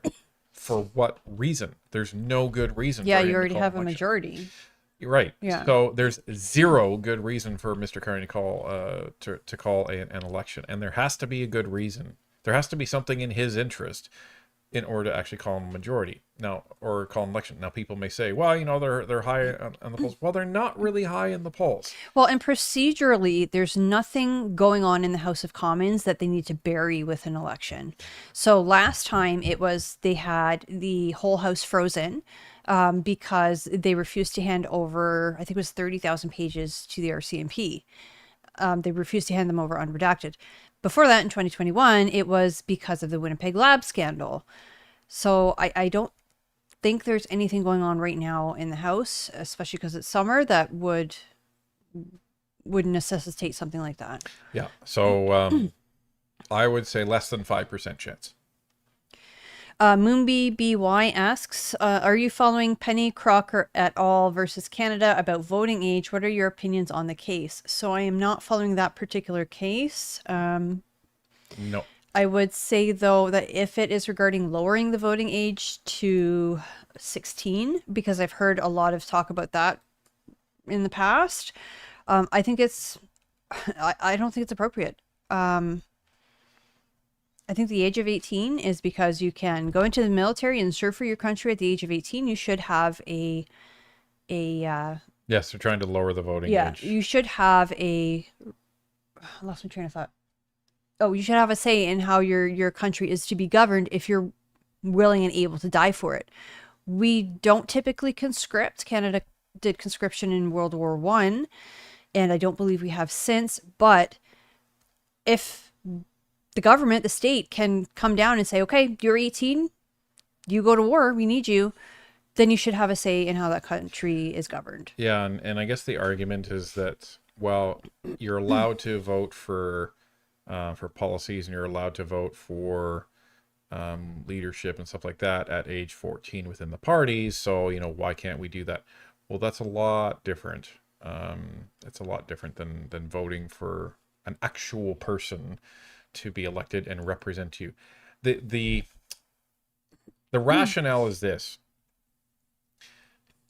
if you're going to be electing somebody that is going to be paid with taxpayer money, you need to have skin in the game, and therefore you need to be paying taxes. So typically as an 18-year-old, you're going to be, well, you are treated as an adult legally under the law, and you're going to be paying taxes. A 14-year-old doesn't really pay taxes. You know, they could have a summer job, so some people may argue, well, you know, they pay taxes, but it's not expected that they're going to. You're not making, I think in Ontario, the limit is like around $15,000. So if you're working over the summer for 2 months as a high schooler, you're not making enough money to actually pay taxes. Like, it might come off your paycheck, but you're getting it back at the end of the year. And again, think what you were doing at 14 and 16. Did you know enough to choose the leader of the next country? I sure didn't. Well, I was an idiot at 16, but we've met diamonds in the rough, you know, in our travels with Northern Perspective, and there are some youth that are really plugged in, but it's rare. Well, and 16-year-olds can participate in our democracy in other ways. They can write to their MP, they can write to their senator, they can get laws enacted that way if they speak to their elected representatives. I don't think they have the maturity and understanding to vote. And I think the only argument really that can be made for lowering the voting age is because younger people tend to vote Liberal. So when it comes down to it, do I have a problem with the challenge? No, because challenges are fine. You know, it's worth hashing these things out in the courts. It's worth having the arguments presented. Go for it. Absolutely. Do we think it should be changed? No. No. No. Next question is from Liam Conway. It says, are there any other Conservative MPs that you want to interview that you have not interviewed yet? Yes. All of them. Yes.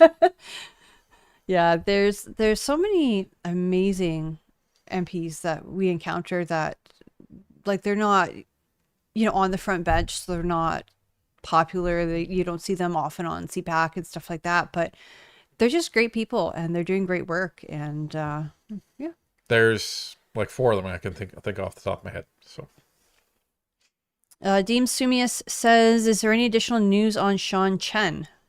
Yes. Yes. So there was a gentleman on Twitter, I believe his name was Greg McGregor, had found the MTO report. And we actually sat down in front of the camera last night to record a video of us downloading the report, and their system was down.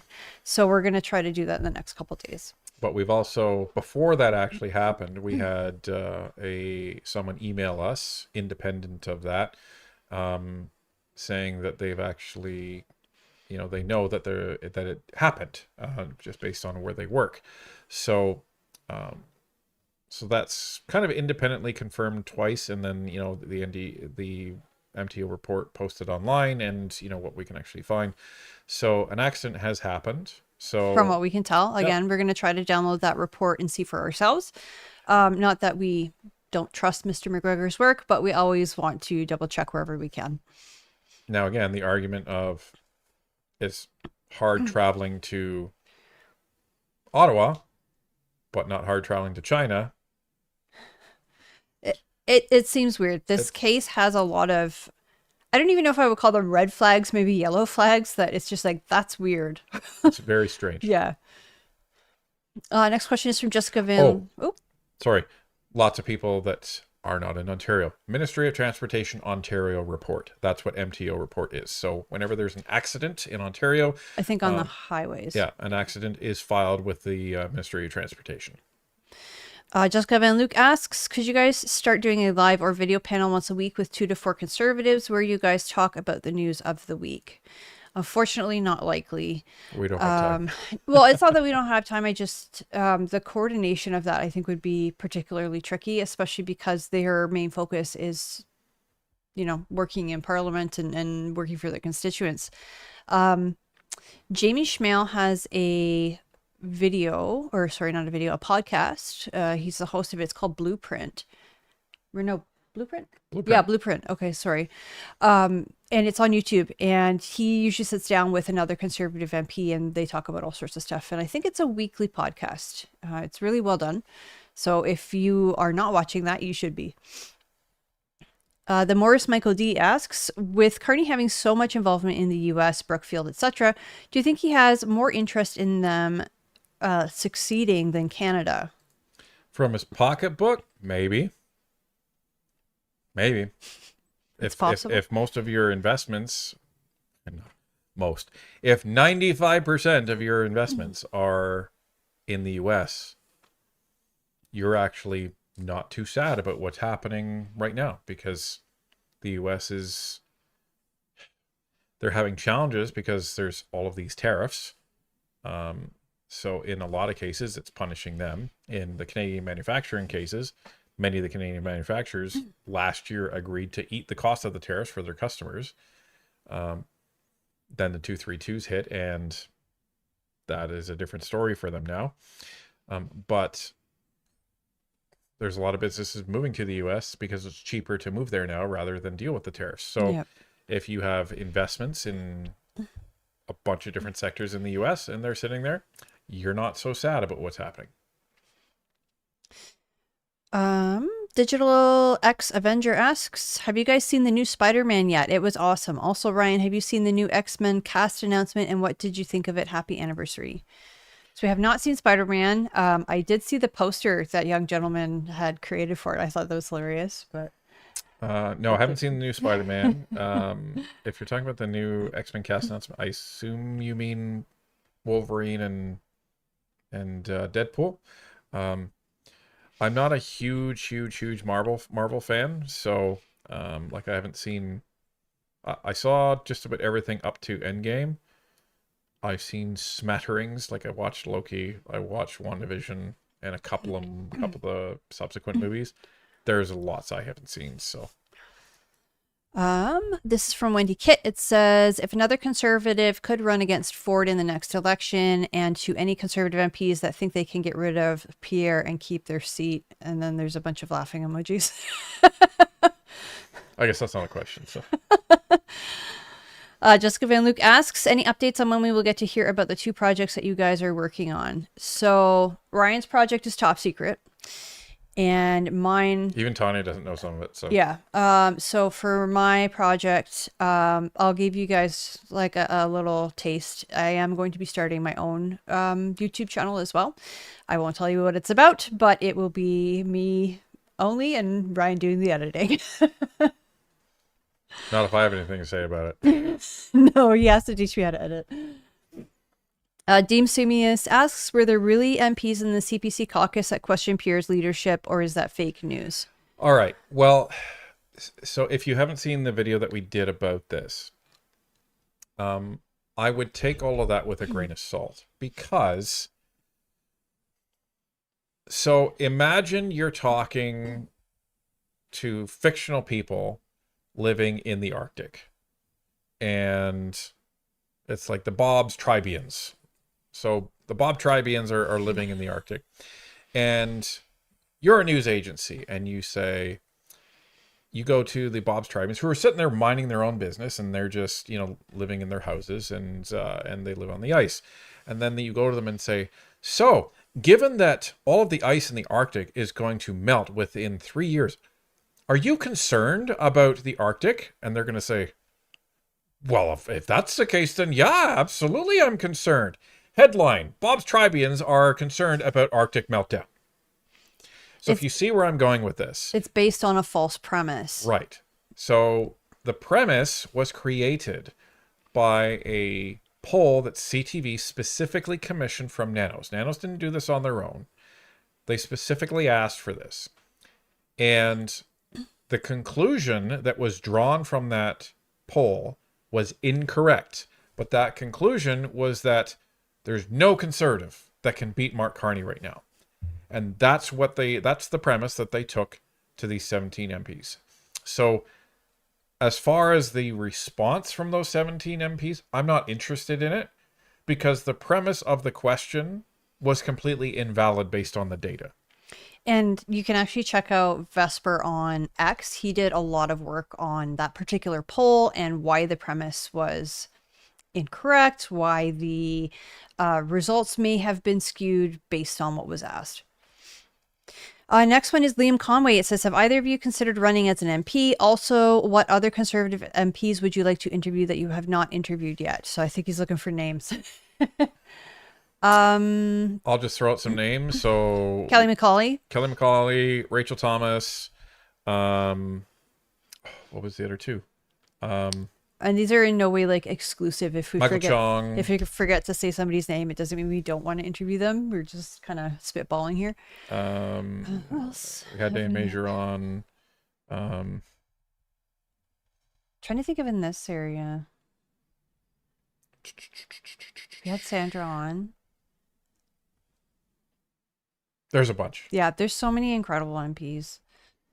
And in terms of, I don't know, has Tanya ever thought of running for MP? No, because I don't have the personality for it. Oh yeah, Aaron Gunn. Actually, Aaron Gunn's on our list. Aaron Gunn. Aaron Gunn's on our list. That's so right. Thank you for that. And Raquel Dancho, absolutely. Like I said, there's so many fantastic MPs. I would love to interview every single one of them in the Conservative caucus. Mike Dawson. We actually interviewed Mike Dawson in person. We just didn't record it. Yeah. Lawton we've had on. And if you don't know, we have an interviews playlist. Yes, we do. You can actually check out all of our interviews. So all the way back to the horrendous Zoom meeting of the very first interview that we ever did, which was with 4 MPs at the same time, which was phenomenal. And was with with the good puppets, the nice ones that Vesper made for us. Speaking of interviews, a lot of you did not see the interview Ryan did last week with Pierre Poilievre and Mike Lake. So that is an excellent one. It's not necessarily focused on politics. It's just focused on their journeys as dads with autistic children and what we can do to make our kids safer. The algorithm punished us for that interview because it didn't have anything to do with politics. But it was an excellent interview. It was just really heartfelt and it was great. So please check it out if you haven't seen it. And as for maybe running for MP, yeah, I've thought about it. One day. Well, you had tried running before you busted up your knee in 2023. And then I said, I listened to the universe. I said, okay, not a problem. I will back away from that for now. Next one is from Rex Walters. It says, with the way negotiating is being displayed, first good, now bad, and Carney back in country, I think it's a ruse for him to sweep in and look good. Your thoughts? Potentially. He tried to say he's still talking to Trump. So, you know, do I think, well, so we're going to get something. I think we're going to get something to stave off these 50% tariffs. And I think I don't think Trump intended on these tariffs coming into effect. This is something that he does sometimes to move things along. Well, and also I think to make himself look powerful. Yep. To make people bend the knee. Yep. And whatever he does, whatever Mark Carney does, I'm predicting it's not going to be good. It's not going to be great for Canada. I saw an article, I think it was National Post, and Trump says Trump doesn't care if he loses, just as long as he loses less than Canada or something like that. And I don't disagree with that, right? As long as he can say that he won, he's going to be happy. Craftworks0243 says, instead of signing a petition to oust Mr. Hoekstra, Canadians should note that Mr. Wiseman, Canada's ambassador to the U.S., is nowhere to be seen or heard at the moment. Right? I did not know that. That is concerning. Oh yeah, it's a silly position. Like, why? I understand people aren't happy with what the ambassador says, but the ambassador's job is to advocate for the United States. The country they came from, yeah. Our ambassador's job down the U.S. is to advocate for Canada. I hope Wiseman's doing his job. I don't know if I'm, really comforted in that. But we have a whole bunch of other ambassadors in Canada from all these other countries. Their job is to advocate for their countries, yeah. So, there's a Russian ambassador. Where's the petition to get the Russian ambassador out, right? Well, and when we had our interview with Ambassador Hoekstra, I thought he was very pleasant and very diplomatic. We asked some questions that were, negative towards Carney, and he politely disengaged from those questions. And we asked questions that were pointed and challenged what the U.S. was doing. And I was actually pleasantly surprised. He engaged, and he actually kind of admitted that the U.S. We made a mess of that, is what he said. The problem is it's still a mess, and the U.S. needs to fix that. And that's what we need Carney to do, is to get to the table and fix that mess. Right. To protect our manufacturing industry. And just as a side note, I do not like petitions that target one particular individual or group of people, because there was a petition to revoke Elon Musk's citizenship a while back, and I had actually written to the clerk and been like, this is targeting one specific person. That's not right. And they were kind of like, it's allowed. Right. So Joey Prefontaine asks, if Carney/Liberal deal doesn't happen August 19th, could this cause a snap election, and would Carney call it, or the Conservatives? So the Conservatives do not have the ability to call an election right now, because we have a majority government, meaning that the Liberals will always have more votes than the rest of Parliament combined.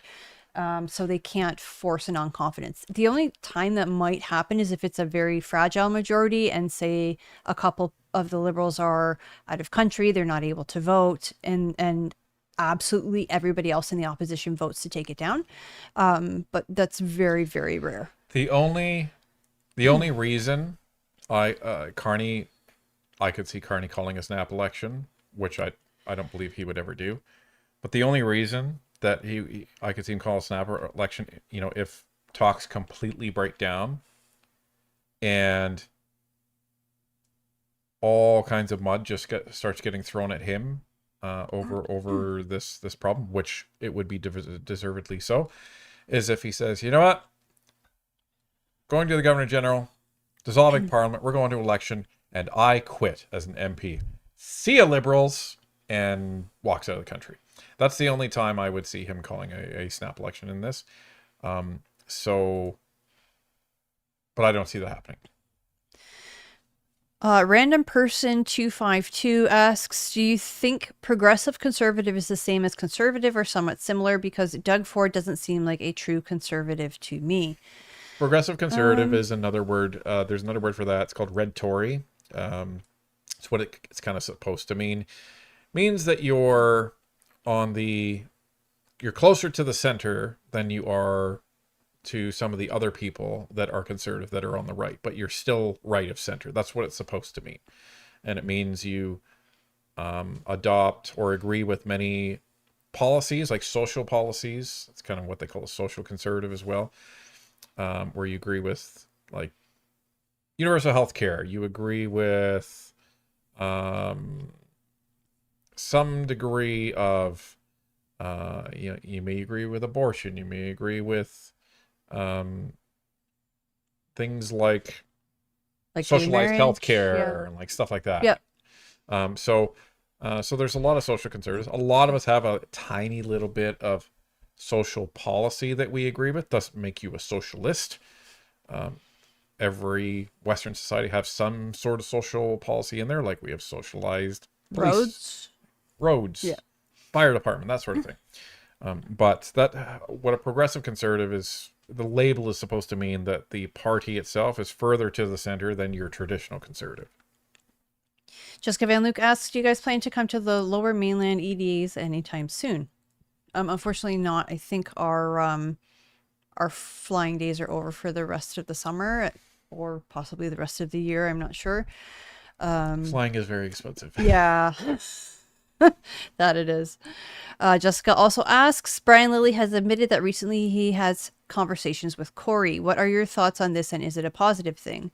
I think Brian should be having conversations with Corey and many other people. Journalists, Brian has many conversations with liberals as well. He's supposed to, as a journalist, right? Well, and I think we all should be having all sorts of conversations with people that we may not necessarily agree with.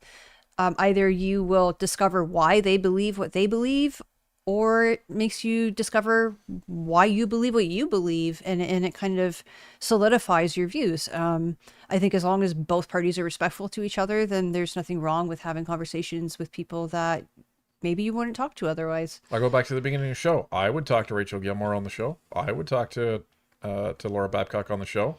I don't have a problem with that. And I would do my part to make sure that the conversation remained respectful. I think it'd be an interesting conversation because we disagree on so many things, but that's what would make it interesting. Well, and there's certain people that have kind of like taunted us to come on our show, and we're just like, no, because we know you will not have a discussion in good faith. Well, and then there's other people that have taunted us and we said, sure, come on, and then they don't come on. So, but the ones that were like, no, you're using all sorts of falsehoods and stuff like that. Like, you're not coming on in good faith. No, you're not coming on in good faith. You're coming on to try to trap us and make us look stupid. That's not a good discussion. But Rachel would just cry. Stinger007 asks, with Mark Carney on vacation in Italy, it seems odd that his former company acquired a company in Italy in April this year. Is he actually on vacation? There's all these weird coincidences with Brookfield, wherever Mark Carney goes. The other way you could look at it is Brookfield is such a large company that they it's everywhere. Like thousands of companies that they have acquisitions everywhere. But it's a little strange. What was very strange is that I looked, because I was looking to do a story on this, and there was virtually zero Italian media talking about the fact that Mark Carney was over there. Zero. Because they don't care. Yeah, but if a foreign leader were to come to Canada, we would at least hear about it. We would hear about why they're there. We would hear about where they are and what they're doing. There was none of that from the Italian media. There was none of that from the European media. There was nothing. That's what was very strange about that trip. Deem Sumius asks, not sure if you can do this, but can you ask them to encourage constituency voters to help with door knocking in the 3 by-elections? Thanks. Yes, and you don't have to be in the riding to door knock. If you want to help door knock, contact their campaign office and they'll put you to work. So, yeah, get out door knocking. Jessica Van Luke asks, are you guys going to be on anyone's podcasts or shows soon? We don't have any invites currently, but you never know. There's one that we've been trying that has asked us to come on again, and that's months in the making. I assume it's going to happen at some point. And we can say this: we ran into Scott Fox at the event on Burlington yesterday. Yeah, as a local radio show and podcast in Brantford. So wonderful guy. So we talked about maybe doing something at some point, but again, depends on schedules. Everybody's busy. I think things are going to heat up come the fall. That's for darn sure. This was a busy summer for politics. Yes. And for us too. We were out west one week and out east the next. We have by-elections. We have Parliament coming. This is going to be a crazy fall. Indeed. Random person 252 asks, what do you think about flock cameras if you have heard about them? I have not heard about them, so I'm sorry I can't give an opinion. Jeff McQuiggan asks, has your video about Carney and Brookfield gained any traction outside of MP Nation? That would be, well, what we have noticed, probably I've done a few on him. What I can say is that we're getting, YouTube changes the algorithm every couple of months, and it can be frustrating. It can be not frustrating for people running channels. Most of the time it's frustrating. But what I have noticed is that there's more, let's just say, left-leaning folks that are watching because of the type of comments that are actually being levied. So that's a good thing, despite the fact that some of the comments are negative. But what that does tell me, because when you see comments, it's only it's representing a certain number of viewers, because we may have 60, 70, 100,000, 200,000 people watch a video, but we don't have 200,000 comments. There's a certain number of comments. So for every comment, that's usually representing the view of a certain amount of people. So the fact that there's liberals leaving comments or left-leaning people leaving comments, that is encouraging to me, because that means we're reaching left-leaning people in the algorithm. Even if it's negative.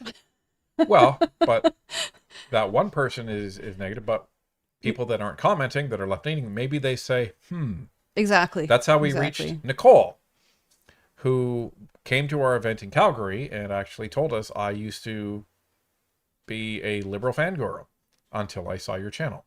So, so I don't know if that particular video is penetrating within the left-leaning audience, but we do know that our channel is reaching them, which is good. Okay. So I had to look this up because there's another question about flock cameras, and I guess they are surveillance cameras, or flock cameras are automated license plate readers, ALPR, and surveillance systems made by Flock Safety, used by law enforcement agencies, private neighborhoods, and businesses to track vehicle movements. Okay, that'd be helpful for stolen vehicles. Maybe. Assuming the plates are still on them. The question is, which grade of Sawzall blade would Ryan recommend when adjusting the flock camera that just showed up at the end of the driveway? So obviously we do not recommend destruction of any property. I suppose the question would be, who put it there? Was it your local police agency? And can you call them and discuss with them? And then I suppose now I can answer the previous question, which was, I don't know. Because the argument could be made that they read license plates, but those are kind of public anyways. When you're out driving around, everybody can see it. It's not like a private thing, but if it somehow connects it to like your driver's license or your home, or That's where it becomes a problem. that's where it becomes a problem. Aggregated data is a problem. Yeah, exactly. That data is being stored somewhere. So that to me is possibly problematic. Hold on a second. I lost my spot. Sorry. Let's do 2 more. 2 more. Okay, I gotta find some really good ones. What the flock? Somebody says. This is from Jeff McQuiggan. It says, can you explain why our government is so protective of our dairy industry? The dairy lobby. That's the it's the shortest explanation I have, unless you have any longer one. I would think that maybe part of it is because different countries have different, I guess, rules for their livestock and their dairy cows. Here in Canada, we do not use hormones on livestock, to my knowledge, unless it's changed since I've been out of practice. But some countries do. I don't know if the United States is one of them, but that could be a reason that it's different. Yeah. But the dairy lobby does do its best to keep American competitive milk out of the dairy line in Canada. It would be cheaper, number one, so it would be cheaper than the Canadian ones. I almost equate this to the same reason, and I'm completely open to be corrected for people who know a lot more about the dairy industry than I do. So I'm just putting that out there. But from a technology perspective, TELUS, Shaw, Bell, Rogers, and the other bigger cell phone companies in Canada have spent lots of money to ensure that American cell phone providers stay out of Canada. And they've been lobbying this for decades. American cell phone providers provide much, much cheaper plans and much, much more value to those plans than the Canadian ones do. Canadians deal with some of the most expensive cell phone and internet price charges in the world, and they keep them out. So it's to ensure that they can continue operating at the margins that they have, and they won't lose or potentially close their businesses due to the American businesses that are much larger and are able to operate at a much lower margin. M. Soother asks, has Barry Neufeld paid his $250,000 fine for criticizing gender ideology in schools? And should human rights tribunals be abolished? The FSU petition to end them only has 3,000 signatures. So, to our knowledge, he has not paid that fine. He is actually working with his lawyer, James Kitchen, to appeal that and actually go to court. We should actually follow up with James and see if there's been any developments. Yeah. So, and the other thing to note about that case is Mr. Kitchen, who is his lawyer, was not surprised in the least that was the ruling. They were actually kind of waiting for it so that they could have it in writing, and I forget the mechanics of why that was so important, but and then take that to court, because the court can overrule the tribunal's decision, and the court has a much higher standard of evidence, right? So. And in regards to abolishing human rights tribunals, I don't know if abolishing them entirely is kind of the best idea. There was an instance we had with Vincent where we were able to call and just ask for guidance, and it was something that we were able to resolve on our own once we had the right guidance. So I think in that case, it's useful to have somewhere where you can reach out, because I mean, when you have a kid with a disability, they don't come with an instruction manual that's like, if this happens, contact this person. So I think in that case, you might have something that's available to the public that if they have questions, if they're not sure about something, that they can seek help. But I don't like how they can essentially make rulings the way a court can. It's not court. Their evidence standards are not as high as a court. And the people that are in charge of them aren't even necessarily legal professionals. So Yeah, so those things I think are very concerning and would be cause to either drastically overhaul it or get rid of it entirely. the trouble with these things is it all depends on who is running them. If Yeah. if they have a political agenda, if they're an activist, then they're usually terrible. If they're not and they're trying to be fair, then they can potentially be actually quite effective and very valuable. So that's what it all depends on. Okay, before we get to the rest of the super chats and close out the night, I do want to point your attention to the 3 petitions that are currently sitting in the description of this video. If you only see 2 of them, give it a refresh and they will all show up. The first petition is Miriam's petition to restore Canadian news on Facebook and Instagram. So petition E-7543 calls for a public review of the Online News Act, engagement with Meta to restore news content for Canadians, a report to Parliament on whether the law is achieving its objective, and consideration of changes to address its unintended consequences. The next one you'll find in the description is to create a national alert system for missing and vulnerable children.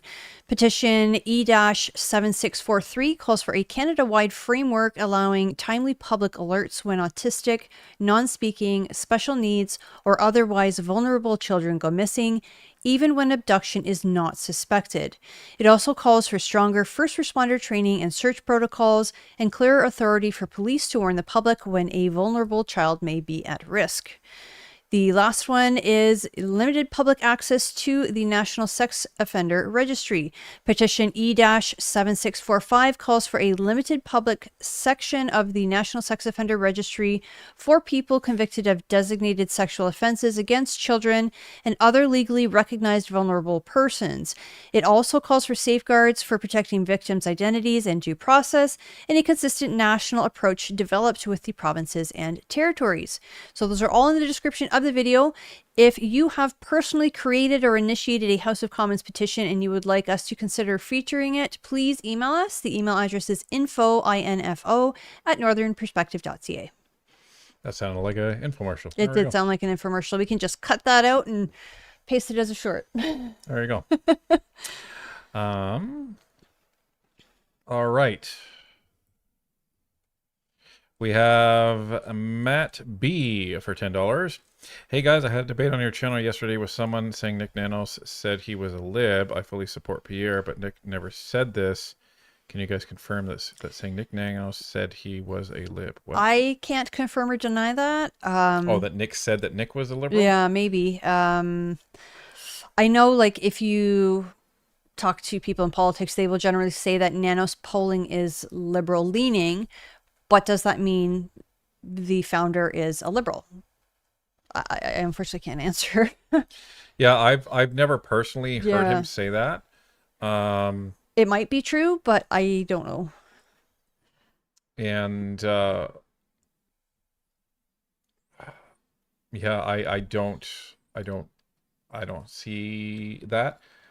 To Tony's point, the polls tend to lean liberal, but I've never heard him say that. So if a video out there does exist, happy to see it, but that's where we say sources or it didn't happen. Milo Nexus for $7. Do you think LPC will do worse in by-elections if they fail on a deal in the next couple of days? It definitely won't make things better.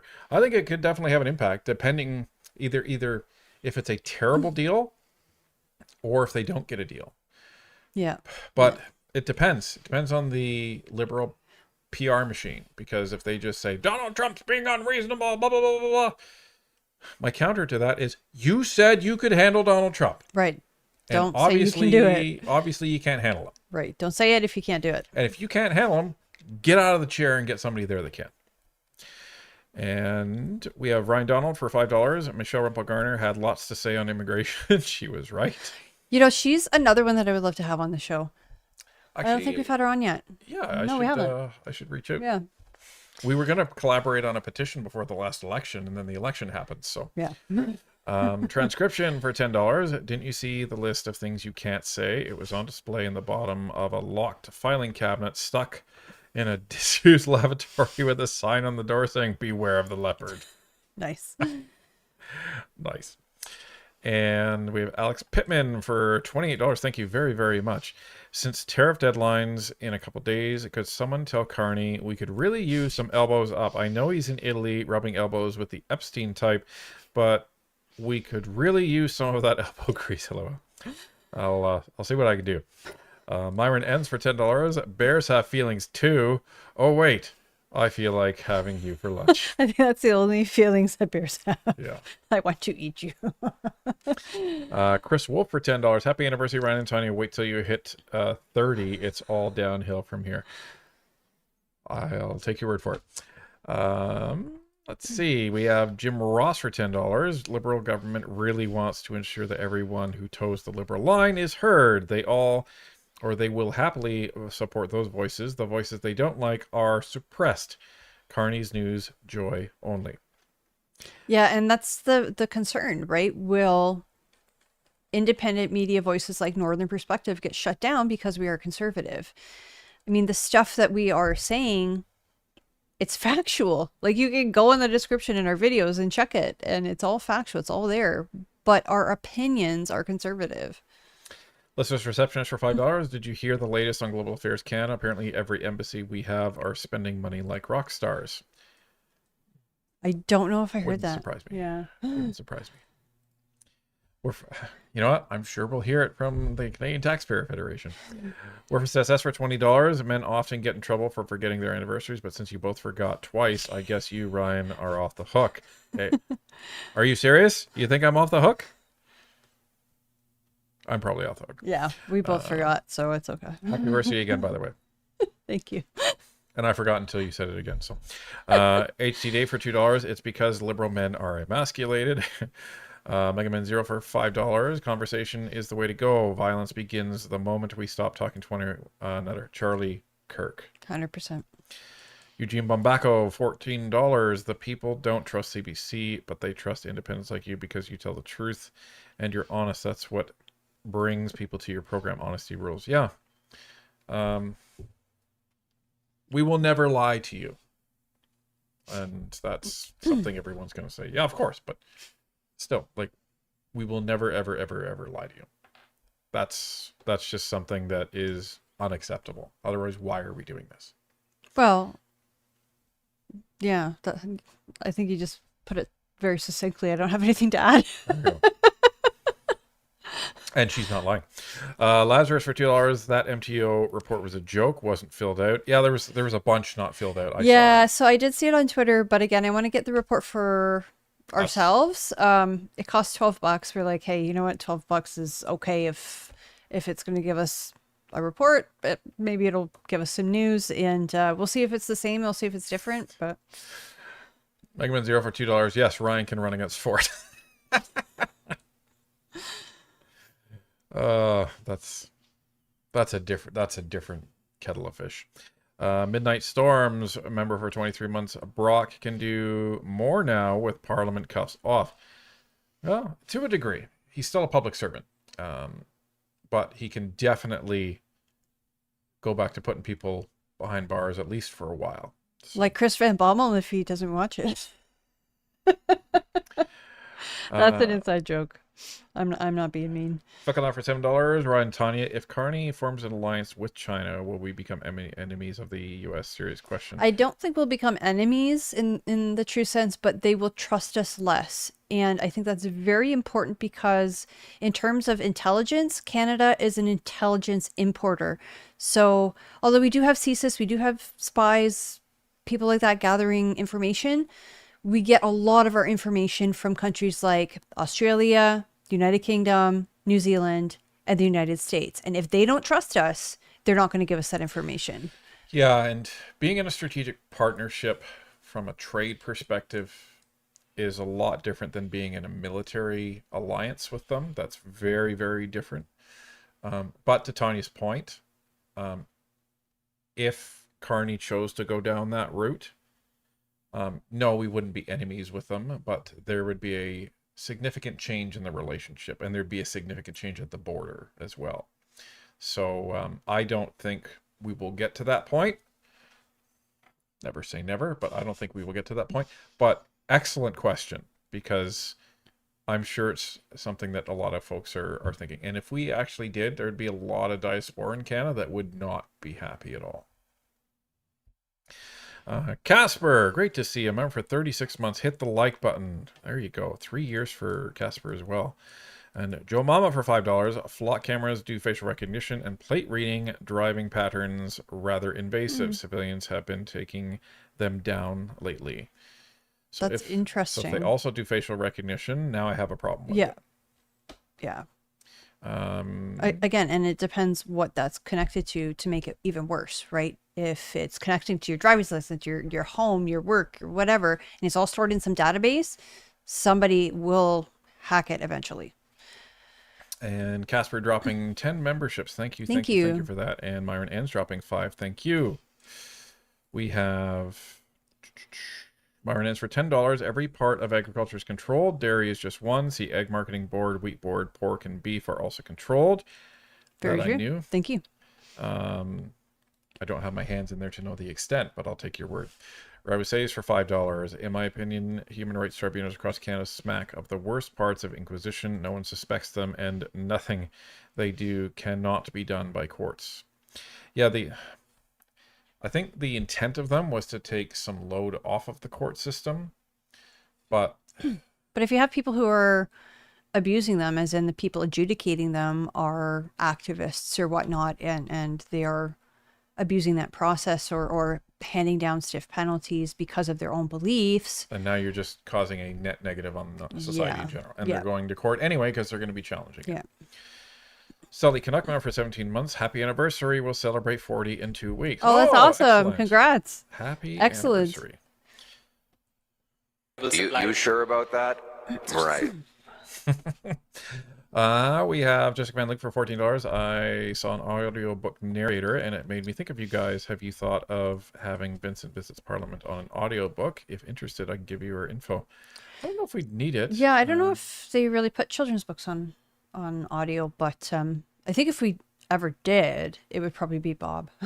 Bob Bertina. Yeah, absolutely. He would be the narrator. And I mean, if he wants to, but this is all hypothetical. And for those that are like, well, why? Well, this is Bob. Meet Vincent, a little boy with big questions. Join him and his 2 playful pups as they explore Parliament Hill, meet Canada's leaders, and discover how the laws that shape our country are made. Proudly written, illustrated, and published by Canadians for Canadians, Vincent Visits Parliament is the perfect book to inspire the next generation of Canadian leaders. Order your copy today. Man with the golden voice. Still crazy at like 81, 82. No, I think he's 88, isn't he? I don't know. He's old. Sorry, Bob. You're old. He knows he's old. Lazarus for $10. Libs keep saying they're more educated than conservatives, and I just shake my head. Supporters keep supporting them. More taxes. They just smile and accept it, and I'm to believe they're more educated. Well, what's that saying? It's like, if you judge a fish by its ability to climb a tree, you'll think it's stupid. Something like that. So, I mean, just because you have degrees in one area doesn't mean you're intelligent in another area. And just because you don't have a degree doesn't mean you're not intelligent in different things. I don't have any degree in contract law, but I can law the heck out of a contract. Just saying. True story. The contract lawyer that I used to work with at a company I was at, she always liked when I came to see her, because it was always going to be a simple conversation. Because I would say, all right, here's the contract. Here's my understanding. Is that right? She's like, yeah. Well, and that's why you're so good at reading bills. Right, because I had to read. Because it's the same thing. And LL Cool G for $7. I'd love to see Michelle Rempel-Garner as Premier of Alberta. Should be interesting. Yeah, I think she'd do a good job. Jake the Gamer for $7. It's funny how liberals say conservatives want Pierre gone. Well, if they think that, then the liberals should go in election and prove it then. Mercedes for $2. Also, happy anniversary. Thank you. And Repeat in BC. Good to see you for $5. A reminder, my friend, Mr. David Thomas, former head of the Canadian Human Rights Tribunal, is available for interviews. Oh, yeah. that would that'd be an interesting one to get him to comment on, specifically on that BC case. So let's on the list, on the ever-growing list. I'm going to do this, and I'm going to do that. Thank you.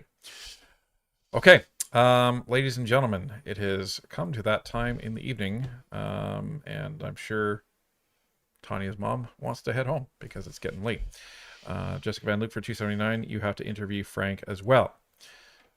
And Myron ends for $10. Don't mistake education for intelligence. You have to know to use the education, or it's just a worthless certificate on the wall. 100%. Yeah. Let me tell you how true that is. Anyway. All right, folks. Thank you so much again for all the concern and all of the thoughts that, good thoughts that you had for Vincent and us over this last week. It definitely helped. And it's going to be an interesting week to be sure. It's going to be a very interesting week when it comes to this trade deadline coming up. And we will try and stay all over this like we have been all this time and break any news that we hear the moment we get it, so you can get the real truth, nothing but the truth, and everything but the truth.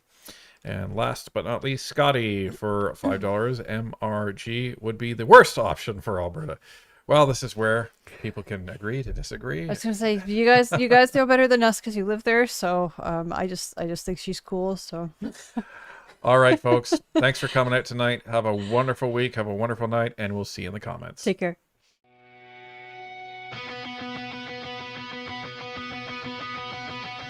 Well, our fathers fought so our voices could be free, that thought and conscience would not bow to decree those rights and do. Only if we choose to take a stand without compromising truth. This land is more than headlines, more than noise and rage. We cut through all the chaos line by line, page by page. NP Nation, raise your voice tonight.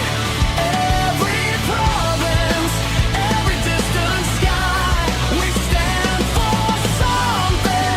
We don't step aside. Truth in our hands, hope in our eyes. NP Nation, this is where we rise. No corner of this country stands alone. What we ignore still shapes the road back home. Power grows when people step aside. We move forward and be nationwide. From the coastlines to the prairies, mountain shadow, harbor rain, we carry all these stories, turn the fear into a flame. NP Nation, raise your voice tonight. Every province, every distant sky, we stand for something. We don't step aside. Truth in our hands, hope in our eyes. NP Nation, this is where we rise. We've been bruised, but we're breathing. Yeah, the work cuts deep. Still we answer every morning for the true north, strong and free. Canada, you're worth the struggle. Every question, every call. We're exhausted, but we're upright. We refuse to watch you fall. NP Nation, raise your voice tonight. Every province, every distant sky, we stand for something. We don't step aside. Truth in our hands, hope in our eyes. NP Nation, this is where we rise. Freedom thrives when truth is on our side. When we resist despair and the power that what divides. So we step forward, no more standing